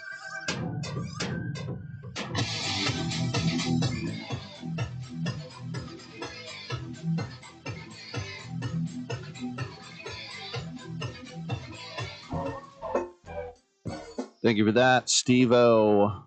Looks like he'll be arriving here right before we get back from this break. He's at Cobb's Comedy Club this weekend here in San Francisco. There's so much to discuss over this whole FIFA thing, and if I didn't have guests, that's what I would have been doing. But I'll just throw this in. We'll try to get to it a little bit later. We'll see how long Steve-O stays, but Netflix apparently has bought the rights to the next two women's World Cups for $200 million. So if you want to watch the Women's World Cup next year in Brazil, and then the next one in 2031, you got to watch it on Netflix. So this is for the U.S. rights, I should say. Fox, for the U.S. rights, paid $485 million for this last World Cup. But the Women's World Cup next year in Brazil, they think will bring in more than $1 billion in revenue. And it's interesting that this guy Infantino, who's making no friends anywhere, he has threatened to black out some European countries from the Women's World Cup if they don't pay higher rates. This guy and Trump, the poison chalice, what's the opposite of the Midas touch? But now with the CONCACAF on board with UEFA and the Asian Football Association, all that's left, if we had a World Cup right now, it would only be Africa and South America. That would be it right now. In fact, there's an interesting list of the teams. If they want to expand to 64 teams and not have CONCACAF and not have UEFA and not have Asia, It is a very interesting list to be the same. Would you even watch it? I wouldn't even watch it. I'd have no interest in a World Cup without Europe, much less Asia and North America as well. All right, we get into that, but we're going to talk to Steve on the other side. He's on his way right now. He's at Cobb's Comedy Club with the Crash and Burn Tour. Come on back. Listen up, guys. Are you experiencing any of the following? Fatigue, less drive, poor performance? If so, you may be one of the nearly 30 million men in the U.S. today dealing with ED. But did you know you don't have to pay hundreds for a prescription anymore? And you don't have to deal with the hassle of seeing the doctor or the embarrassment of going to the pharmacy for a certain pill. Now, with one free call, you can find out how Herbal Virility Max can help you feel like a man again. For over a decade, Herbal Virility Max has helped guys just like you put a smile back on their face with improved performance and drive. Call today and ask about our buy one, get one free offer. 800-690-8223. 800-690-8223. 800-690-8223. That's 800-690-8223.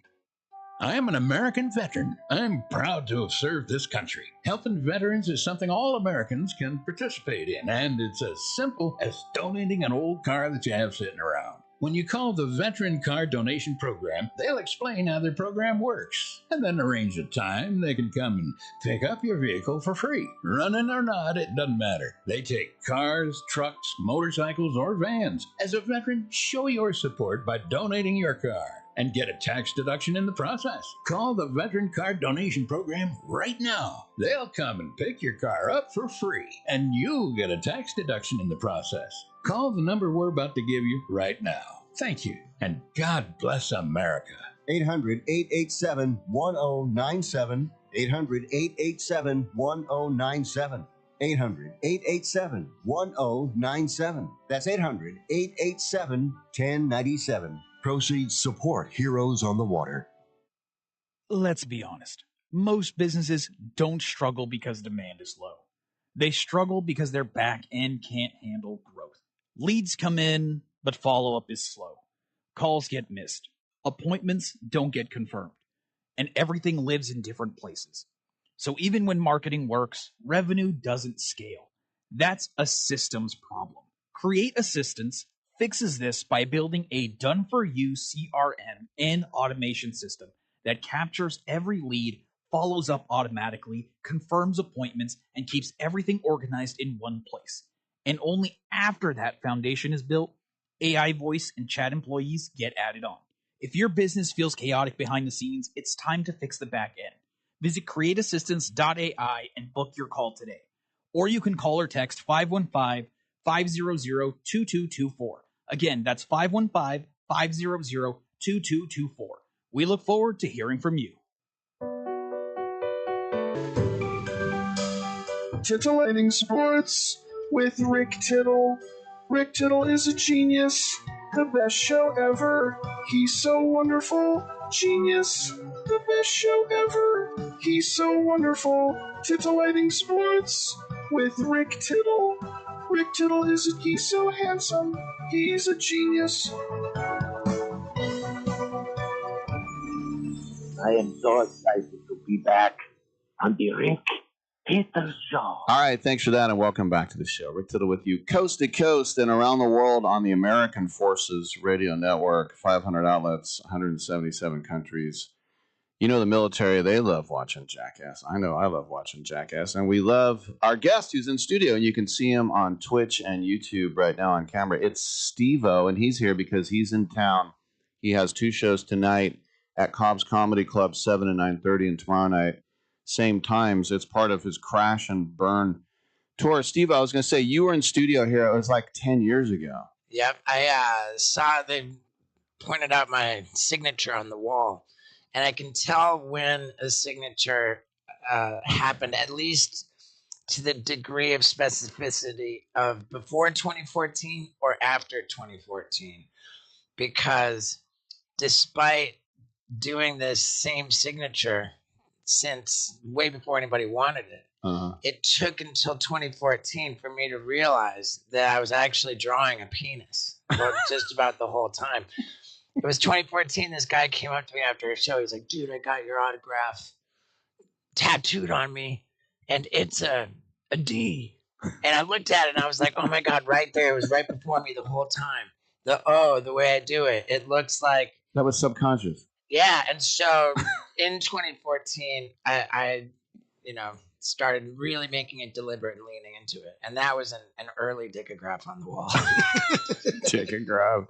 Well, I was telling you as well before we went on the air that I have a Jackass the Game hoodie in my office when you guys sent it in and we gave it away. 2007.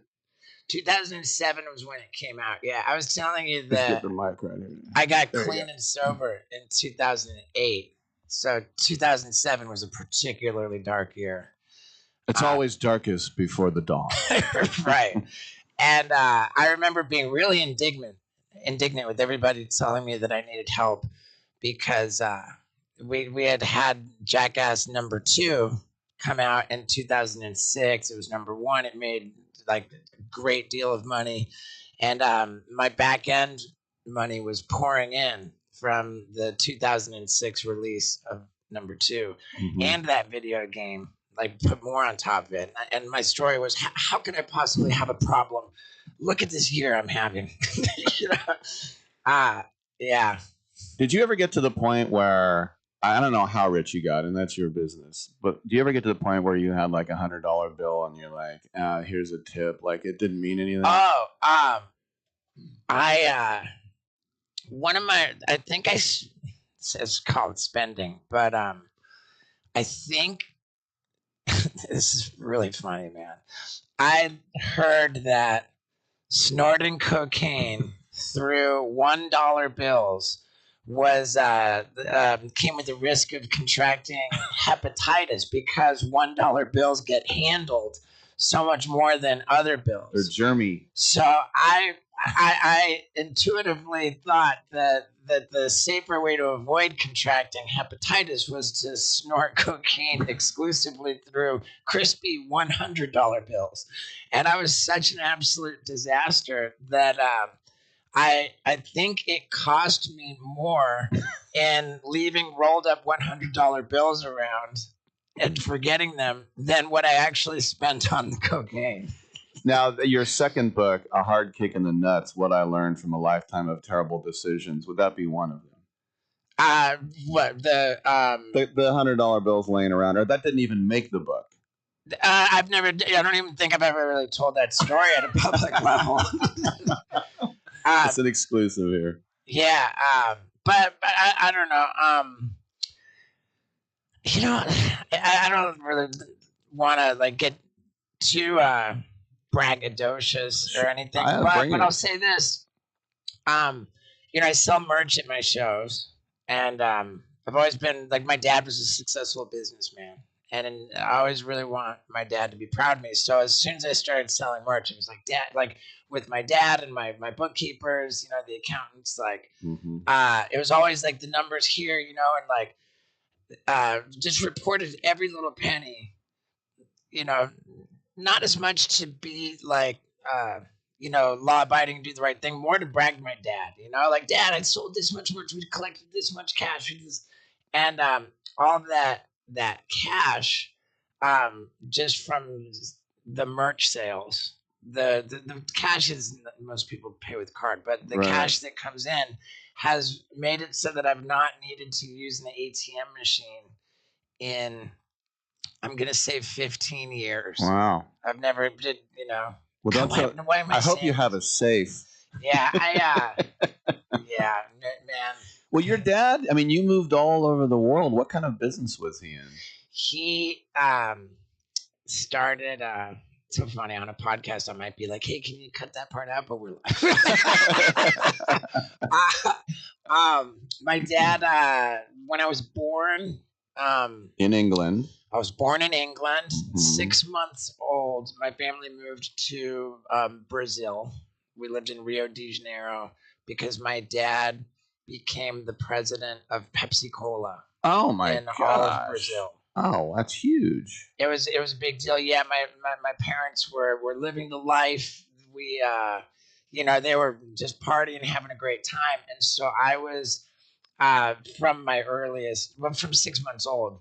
I spent all of my time with live-in maids, and as a result, my first words were spoken in Portuguese. Wow. And so I spoke Portuguese.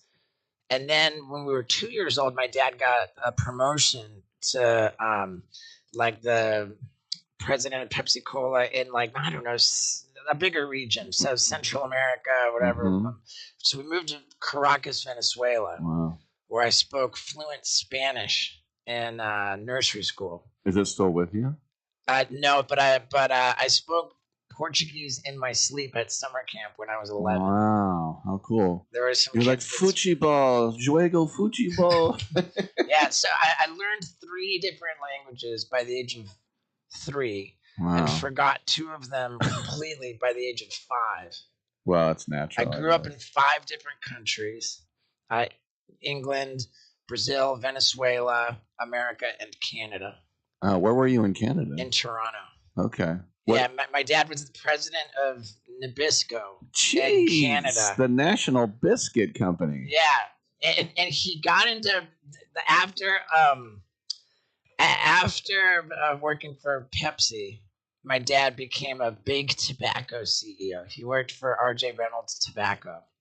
Wow. And this was during the 1980s when it became conclusive that cigarettes caused cancer and that they weren't actually good for you. Sure. So the tobacco companies really freaked out and like, oh my God, our business is doomed. So the tobacco companies scrambled to buy up food companies because they knew food would never go out of style. So in the 1980s, there was at the time the biggest corporate merger ever was R.J. Reynolds Tobacco becoming RJR Nabisco. Oh, wow. And my dad had an aberrationally strong year in that merger and went on to become the president of Nabisco Canada. It's so funny too because Nabisco Canada had a skybox in Maple Leaf Gardens where the Leafs. Maple Leafs play. Yeah. And 13 years old, I was a die-hard Motley Crue fan. I just loved Motley Crue. I loved what they were about. Sure. Sex, drugs, and rock and roll. So 1987, Motley Crue's coming to Maple Leaf Gardens on their Girls, Girls, Girls tour. And my dad knows how much I love Motley Crue. And he knows nobody from Nabisco cares about Motley Crue. So the Nabisco skybox is going to be empty. He says, son, I'll do you a solid. I'll take you to the Motley Crue concert. We can watch it in the Nabisco skybox. Wow. And I say to my dad, watching Motley Crue from behind a plate glass window sucks. And he says, all right, well, if you can do better, then we'll use your tickets. So the day before the concert, I see on the news, Motley Crue is in Toronto. The news is complaining that they've gotten into some kind of trouble. The concert's the next day. I'm like, they're here now. And the concert's tomorrow. So that means they're in a hotel. I'm like, I'm going to find them. So I'm like, okay, they're staying in a hotel.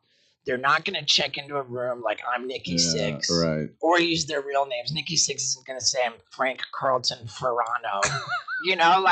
They're going to be checked in under the name of their manager. So I go run into my room and check all my tape cassette sleeves. And every single one of them says the manager's name is Doc McGee. So I go running to the phone book. I open up the yellow page to hotel. And I just call every single one on the list. Wow. And not going for the ones with the ads. Everyone from the top because I don't want to miss one. Right. Sit there for hours. And every hotel and the reception answers. I say, can you please put me through to Mr. Doc McGee's room? My mom's just unhappy because I'm tying up the phone. In 1987, they don't even have call waiting. Sure. And my dad calls her off because all my dad ever wanted was to see me on fire for something, right? I said, Mom, I'm calling Motley Crue. And wouldn't you know it, after 3 hours of calling, they patch me through to a room. This guy answers the phone and I say, hello, is that Doc McGee? And he says, no, this is Doc's brother, Scott. who's this? And I'm like freaking out on the phone. I'm like, that's in Molly, because Molly Crew there.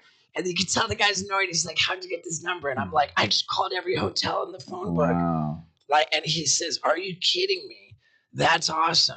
How would you like backstage passes? And so, and he says, I can give you tickets in the 5th row.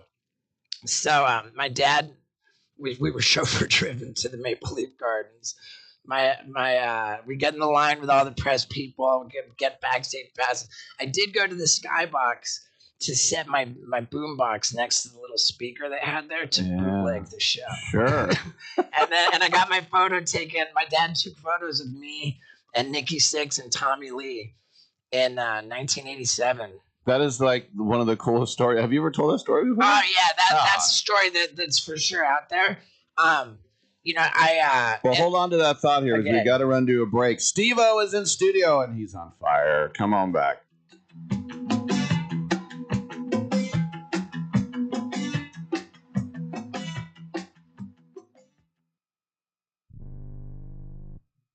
Right now, you can switch from cable television to satellite television for free. That's right, we're offering free equipment, free installation, plus get a free $100 prepaid Visa card. Call the Satellite TV hotline right now. Make the switch from cable to satellite television and expand your viewing horizon. On top of free installation, for a limited time, we're offering a fixed price guarantee. With satellite TV, you'll save money over your expensive cable bill. Plus, get access to hundreds of channels. And when you call right now, you can also ask about our seniors and military discounts. So make the switch to satellite TV right now. Everybody gets free installation, free equipment, plus a $100 prepaid Visa card. Call right now and you can switch to satellite TV and be watching everything you wanted to within the next week. And remember, installation's free, so call right now. 800-696-2871. 800-696-2871. 800-696-2871. That's 800-696-2871. Let's be honest. Most businesses don't struggle because demand is low. They struggle because their back end can't handle growth. Leads come in, but follow-up is slow.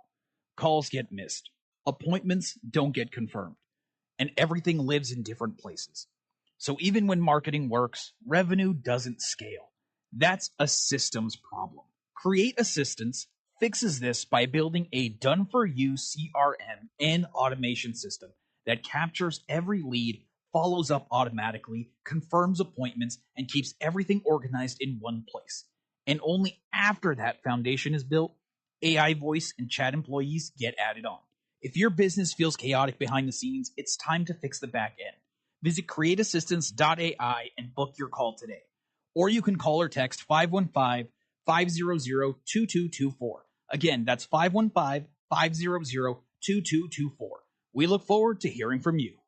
Listen, were you forced into getting a solar contract and now you just don't want it anymore? Maybe the solar company misled you. Or is your solar contract buried with hidden fees? Are you not saving the amount of money you thought you would on your energy costs? Don't worry. At the Solar Exit Hotline, we can help you cancel your solar contract, even if the panels are already installed. Our experienced legal team will review your contract and help you cancel it, possibly saving you thousands of dollars. You got to call right now for complete details. So listen, if you're not happy with your solar contract for any reason, we are here to help you cancel it. Call the Solar Exit Hotline now for immediate options to help you exit your solar contract. This call is 100% free. 800-826-4073. 800-826-4073. 800-826-4073. That's 800-826-4073.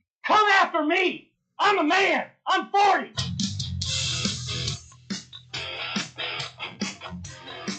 You take them all, man. And put them in control. Watch him become a god.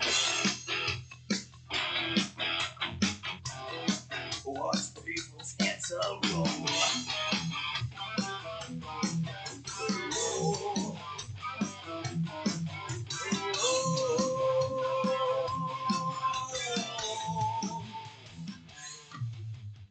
But don't ask Rick Tittle to bring it, because it already done got brought. All right, so welcome back to the show. Make sure to get to Cobb's tonight. 2 shows. Crash and Burn tour with Steve-O. He's got 2 shows tomorrow as well. He's in studio. You can see him on the YouTube and the Twitch. We are around the world on the American Forces Radio Network. A couple of old rock and rollers talking our memories. You saw, tell us the story about who you saw open for Ronnie James Dio.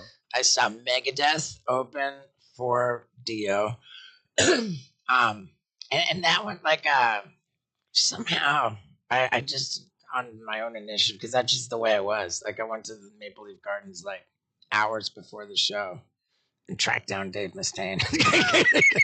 Got his autograph. I found him, like, at the stadium. So I had Dave Mustaine on my podcast and went to see him recently, his show. And I was like, man, I've got it sitting in my bedroom at home, like my little autograph book with Tommy Lee's signature, Dave Mustaine's signature, Nikki Sixx. Well, you were showing me during the break that the very, very cute kid, when you took pictures when you were a youngster, and then it all came full circle. You introduced them. Tell us about that. Yeah, Jackass came out in year 2000. 2001 was sort of the era of the TV show. 2002, we were filming the movie, and I was just so out of control. During 2002, I was arrested and facing some pretty serious charges. I was told, like, don't, like, go to strip clubs, like, don't do drugs. You might get drug tested. Keep a low profile. Yeah, keep a low profile. I was so bummed, like, what, I can't do drugs? Can't go to strip clubs? Like, so I was sort of depressed in my apartment and went on to Tommy Lee's website and left a message on his message board. It's sort of saying, I'm in trouble with this, like these charges. And I think I left my email or something. He got right back to me. And he wrote this email that was hilarious. He said, dude, you're in almost as much trouble as I've been in. And so we became like email pals, like if I was pretty sparing if I was going to send him something, it was going to be fun and juicy. I never wasted his time. And 2004, I opened my email box and I had an email from Tommy Lee. He said, dude, call me. So I called him and he said, dude, I'm back with Motley Crue. We're going out on tour. We've got this big concert. We're going to come in on a helicopter. We're going to announce the Carnival of Sins tour. It's 2004, and I want you to go and get on stage and do something super messed up and introduce us. And it was just this incredible full circle moment. I broke a light bulb over my head and slashed my tongue with broken glass and bled all over the stage. And I, with my own blood, I put on the Nikki Sixx lines under my eyes and the Tommy Lee lines diagonally. Was that planned? Oh yeah. Okay. So yeah, I would do that every night on my tour. I would staple my balls. I know that. Yeah. I would back then. My tour was an exercise in barfing, bleeding, peeing, just all over the stage, setting myself on fire. Like, I noticed in the Jackass movies, the poo smell made you barf.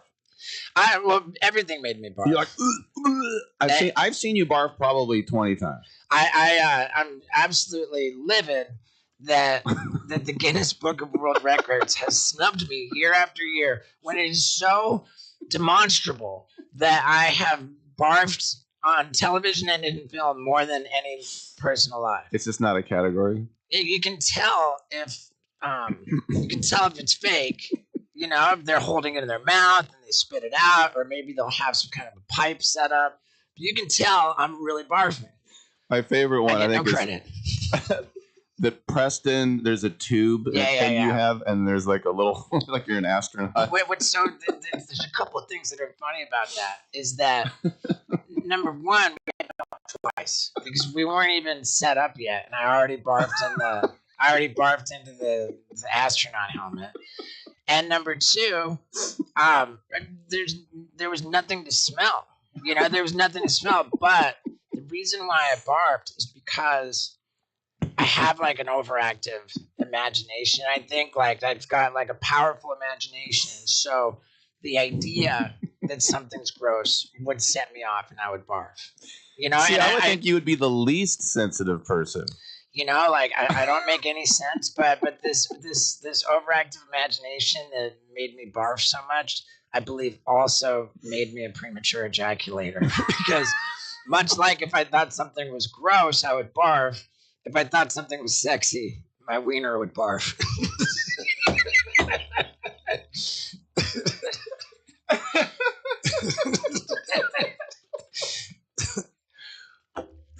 Hashtag my wiener would barf. Oh, this is live on the. There are Marines right now at the embassy in Tokyo listening to this. There's guys in the army driving the Autobahn, and I just. I gotta say, man, my heart goes out to the Marines. You know, it's. I remember watching a documentary about the war in Afghanistan. It was an award-winning documentary called Restrepo. Oh, I saw that. And it just angered me because it was such a waste. It was patently obvious throughout this documentary that we had these troops in Afghanistan, and they had I'm going to say no clear, but they had no clue what the point was of being there. Like, oh, we're going to help them rebuild. We're going to help them become democratic. We're going to help them, like, oh, they didn't know if they were there. There was no point. Yeah. And so, God, it just angered me, and it made me, it makes my heart go out to the military so much. That was the name of the guy who got killed, Restrepo. That's why they named it after him. Yeah, they were just sitting on a hill getting shot at. You couldn't even see who was shooting at you. And you brought the wiener barf down to the Marines in Restrepo. Yeah. But yeah, no, that was very poignant as well, because it that I think is one of the saddest things. It's like, why are we gonna die? Right. You know, what are we doing here? And that was in the name escapes me, but that was like the gnarliest part too. That little valley that they were in. For sure. And then to imagine now that, as I understand it, the overwhelming likelihood is that ground troops go into Iran. If that I mean, that is a massive country, and that's a modern country. That's not Afghanistan. I don't understand that it's an overwhelming likelihood, but I do understand that it's more likely than not. All right. Well, we have to go to a hard break. You good to hang out a little bit longer? Of course, man. All right. Steve-O is with us, and he's here because we're going to talk about the show, because he has two tonight. To save some of it for the stage, you got all your big laughs here. I haven't leaked anything out. All right, I'm Rick Tittle. Come on back. I always feel like somebody's watching me, and I have no privacy. I always feel like somebody's watching me. Something isn't just a dream. When I come home at night, I Kick off the school year with Kohl's Friends and Family Sale. Because with 20% off styles kids love, they're not just going back, they're making an entrance. Save on jeans that turn hallways into runways. Tees that make them walk a little slower, for effect. Sneakers that say, I'm so back. And more confidence-inspiring looks for every grade at Kohl's and Kohls.com. Select styles, 20% offer ends August 2nd. Some exclusions apply. See store or Kohls.com for details.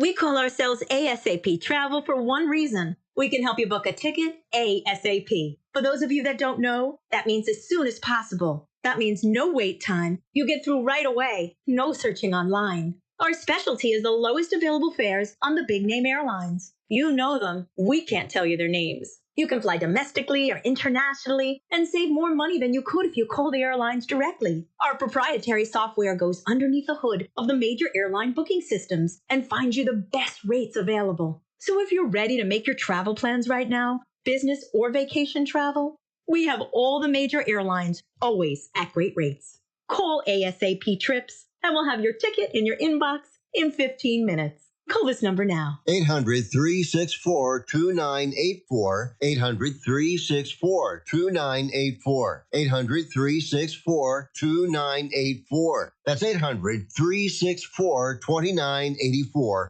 Sometimes life changes, and the house you once loved becomes a burden. Too many repairs, too many memories, too much to handle on your own. If you'd like to sell your home fast, we can help at the Home Buyers Hotline. We can help you sell your home as is, no cleaning, no showings, and there are absolutely no hidden fees or real estate commissions. We'll pay you a fair price for your home in cash. Whether you're downsizing, handling an estate, or just ready for peace of mind, call us. We'll help you walk away from your problem property in no time at all and get you the cash in your bank account with little hassles. If you'd like to sell your home fast, as is, we can help at the Home Buyers Hotline. Call Want to Sell Your Home now for a free quote to sell your home in any condition. Call 800-950-3143. 800-950-3143. That's 800-950-3143. This summer, the honey pepper pimento chicken sandwich and pineapple dragon fruit and Sprite are back at Chick-fil-A. Girl, it's back. We've been waiting. I love that honey pepper pimento sandwich. And that pineapple dragon fruit and Sprite is everything. It's got that razzle dazzle that makes you stop and say, okay, wait a minute. I love the creaminess of the pimento cheese. It's savory, it's bold, it's flavorful. Our faves are back. High five, girl. Which fan favorite will you choose? Real customers paid for their testimonials. You can't be serious, man. You cannot be serious.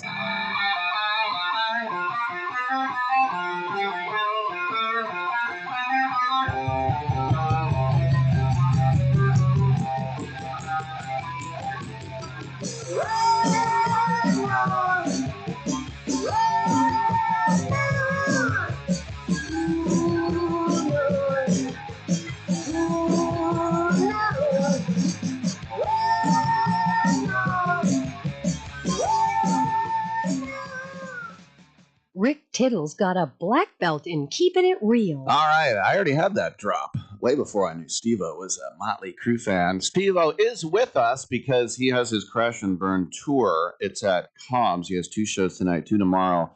And when you were on the show a couple of weeks ago, you were kind of touching about how this is not a typical stand-up thing. And with the crash test dummy tattoos on the side of your head, I think that's it's a little bit of a less than tacit clue about what we're going to see. Right. Did you see the one on my forehead? I tried to look. It looked kind of like a sperm or a penis or something. Oh, it's a blatant graphic penis. All right, I'm too far away. It doesn't say Steve-O, does it? No. It's just a graphic image of a penis tattooed on my forehead. And how'd you get that? From Post Malone. Oh, who else? Is that when he was on your pod? Or No. This was backstage at the Bonnaroo Festival. And he did it? Yeah, I mean that's something I go into in the show. Really, I wanted to. I figured that the stakes were low because if this were to upend my life or really create an issue, I could tap out and run to get it removed with laser technology. Yeah, Pete. Pete Davidson. Yeah, Pete Davidson's got all his. Right. So it really was an exercise in figuring out how long I might last with a penis tattooed on my forehead before rushing to get it lasered off. And but the experiment has been fascinating. My life did not change in any way. and I didn't treat you any differently. I was like, right. Oh, it's Steve-O. Well, I mean, most of the time, if I'm speaking with someone, like they're absolutely, it jumps out. Like if they don't know who you see, I already know who you are. Your reputation precedes you. So yeah. So you could have. I mean, I've seen we've all seen your name and then the thumbs up on the back. We've all seen that. Right. I'm yeah, it's a unique place in the world that I've carved out for myself, and it's an absolutely unique approach to live comedy that I've sort of organically evolved into. Mm-hmm. It's really marrying all my world. So if you can imagine a Jackass movie, but a Jackass movie that is filmed with no insurance, no regard for laws, you know. Audience participation? No. Okay. But that's the thing. The thing with Jackass movies is that you've got the Motion Picture Association, you've got the laws, you've got the Sure. It has to be suitable for an R rating. SAG card, the whole deal. Everything's got to be insured. Is there an ambulance standing by? Oh yeah, 100%. And when I'm on my own, filming for my multimedia live comedy, you know, like I'm operating at every bit of as high of a level in a lot of cases with like extremely like big things happening. But I do not. I go out of my way even to disregard laws. So that I can say that I disregarded laws. You know? Well, this is a sanctuary city. You can get away with a lot of stuff. Well, right now, I mean, when I say I break laws, I'm also on a spiritual path. You know, it's important to me to only break laws that I'm okay with breaking, and that I do so willing to accept the consequences if they materialize. And so I do abide by that. Without insurance is super risky, and that's bitten me in the butt, like badly.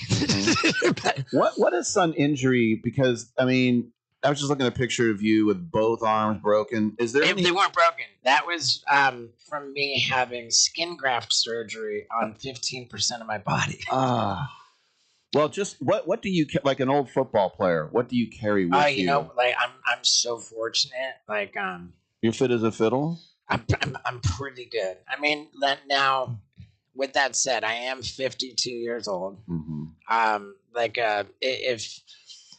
If you take an X-ray of my spine right now, you'll find no cars are up there. Like no cars, but there is particularly in my cervical spine, which is your neck, there is a diminishing space in between each vertebrae. It's called degenerative disc disease. It's not like that crazy. Would that happen anyway, you think? It happens to acrobats and okay.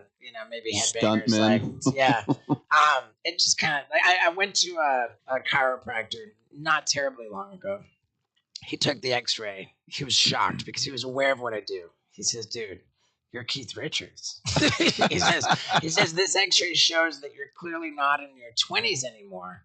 But like, given what I know about what you do for a living, like I'm blown away by the condition. And I do have an esophageal condition. I don't even know what that's from. It's just acid reflux. So you got to keep an eye on that. That's stable. I've got like nothing but fake teeth, and I'm smothered in terrible tattoos. But beyond that, I don't have anything debilitating or permanent that's wrong with me. Did you see the Hulk documentary where they showed his spine and it was just curving in every direction because of how many times he came down, and he's so huge. He was like 6'8". You mean Lou Ferrigno? Well, they were showing Hulks too. Oh, Hulk. Yeah. Hulk Hogan. I thought you were seeing the Incredible Hulk. Oh, no. Yeah. Yeah, no, because he had this leg smash thing, that was his move. Right. His spine over the years got absolutely like accordioned. Yeah. It was brutal. I believe it. I mean, it's devastating.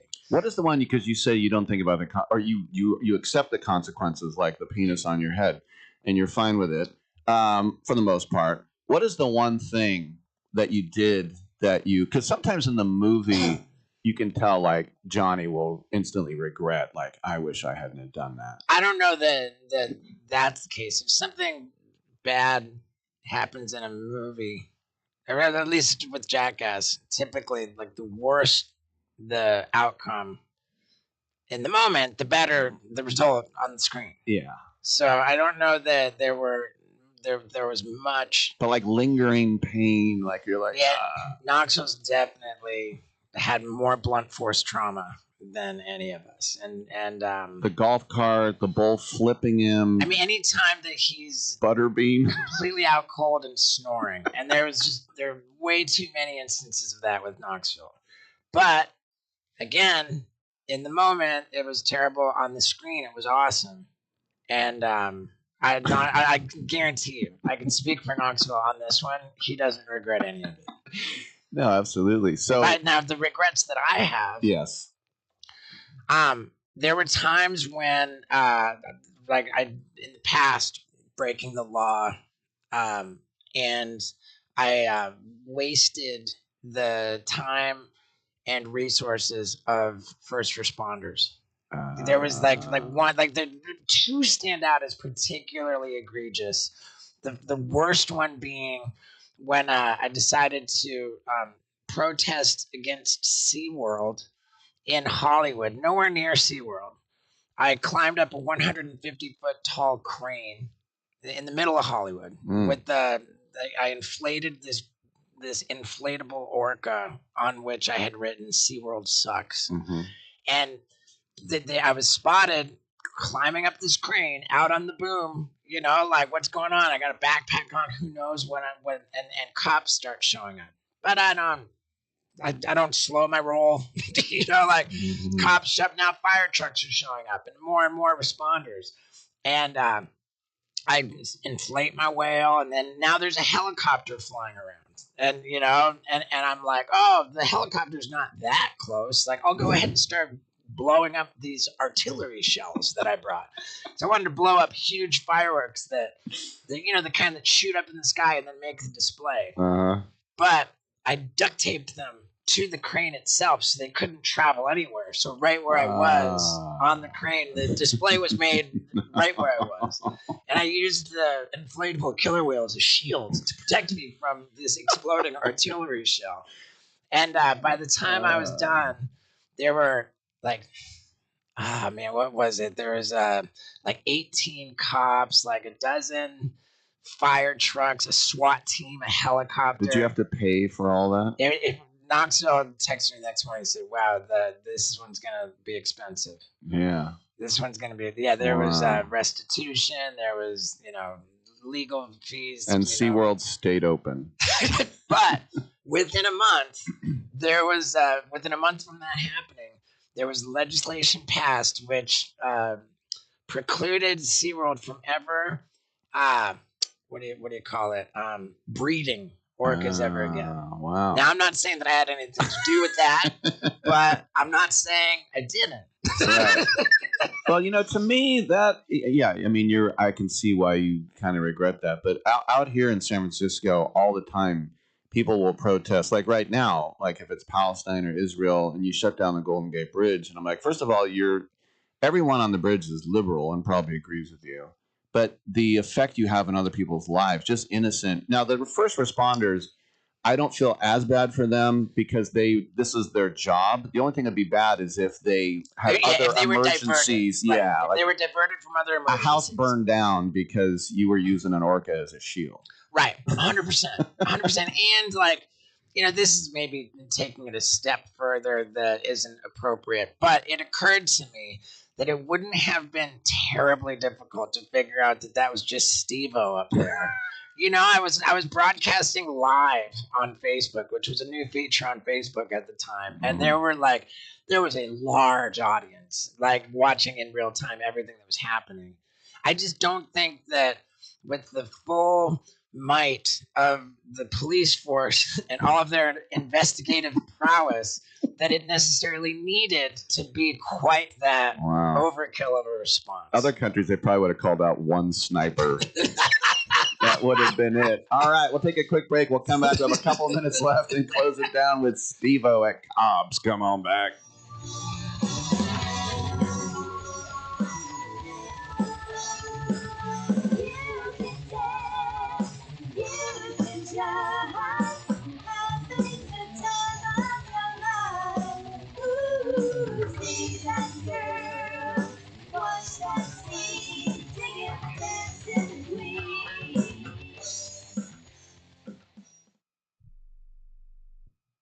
It's more than a rebellion. When your teen is slipping into drugs or alcohol, when social media and pornography consume their time and their mind, when depression and even suicidal thoughts cast a shadow over your home, as a parent, you feel powerless. There is hope. At Turnabout Ranch, troubled teens step away from the chaos and into a clarity of nature on a working cattle ranch.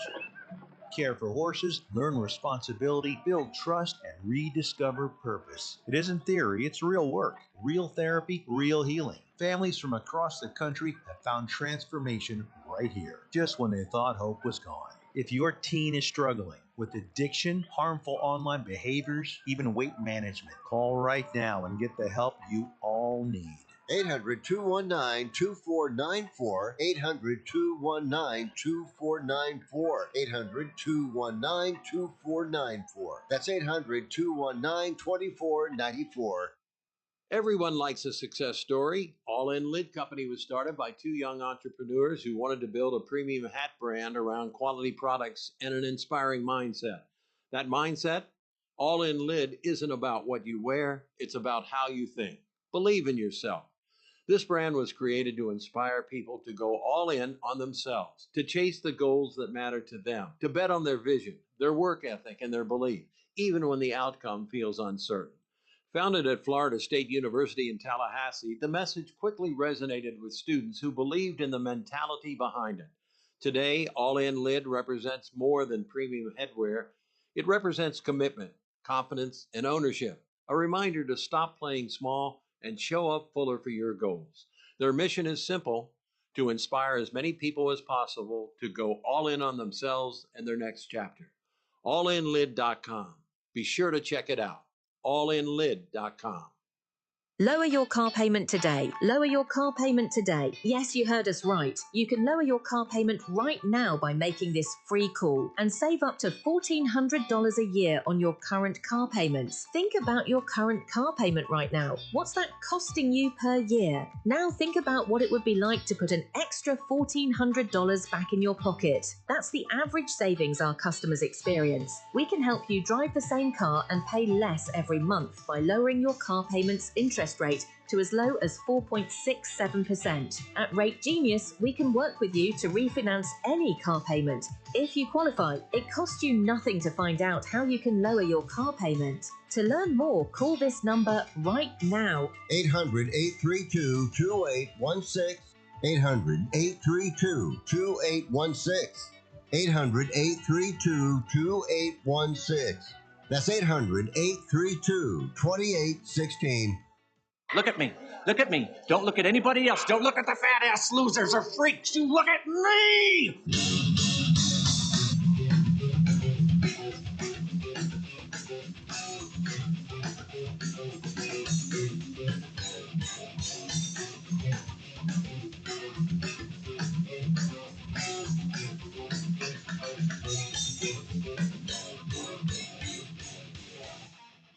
Rick Tittle will fight anyone listening to this. All right, we got a couple minutes left with Steve-O. First of all, thanks for staying the full hour. Oh my God.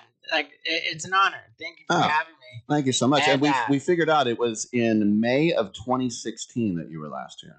Yep. Oh, and you know, while I was here in San Francisco, Mm-hmm. I was a devout vegan at the time, so I wanted to go to a vegan restaurant. The one that I looked up to go eat at noon, parked right outside the restaurant, broad daylight, cars sitting right outside the restaurant. We come out of the restaurant, windows been smashed, everything's been Welcome stolen. to San Francisco. And for the rest of that weekend, every single person I encountered, because it was at the forefront of my consciousness, I was upset. I'd had a smash and grab. I had everything stolen. Like whatever person that no person on the streets of San Francisco has ever scored more humongously than what was grabbed out of my car that day. I mean, they scored so big, and for the rest of that weekend, I said, man, like I got everything stolen out of the car. Every single person I said that to for the rest of the weekend in San Francisco said, yeah, that happened to me too. Yeah. It happens to everyone. It's horrible. When Alex Rodriguez, A-Rod, was coming to the city. He apparently the TV network gave him all the cameras to put in the car, and they got like something like $300,000 worth of cameras. Like, where do you fence those? That's what I want to know. Well, I'll tell you, it's not an issue because we went straight to the police station, and they like basically laughed at us. Yeah. They were like, it's in San Francisco. That's not even considered a crime. They won't even lift a finger. All right, we got a minute left. Everybody needs to get to Cobb's Comedy Club down here on Columbus Street. 2 shows tonight, 2 shows tomorrow. I'll put it this way succinctly. If you are a fan of Jackass, you will love this show. I'm just completely comedy. It's a stand-up comedy act in which I tell stories that are illustrated by videos which play intermittently throughout the show. Nice. These videos are wildly like inappropriate even by Jackass terms. and there are no rules. If there were rules, they're all broken. It's me lashing out at YouTube's community guidelines. It's me lashing out at the MPAA. It's like just like no rules. I do whatever I want, and it's as crazy as I want to be. And it's a magnificent show that will not disappoint. And it's this weekend in San Francisco. CobbsComedyClub.com for tickets. 2 shows tonight, 2 shows tomorrow, 7 and 9:30. I can't. It's great to see you. And Likewise. Thank you so much for coming in studio with us. Hey, brother, and congrats on long form radio. It's not alive and well in a lot of places. I guess I'm still here too. Right. All right, good to see you, buddy. Yeah, for sure. All right, I'm Rick Tittle. Come back Monday, 9 a.m. Pack time.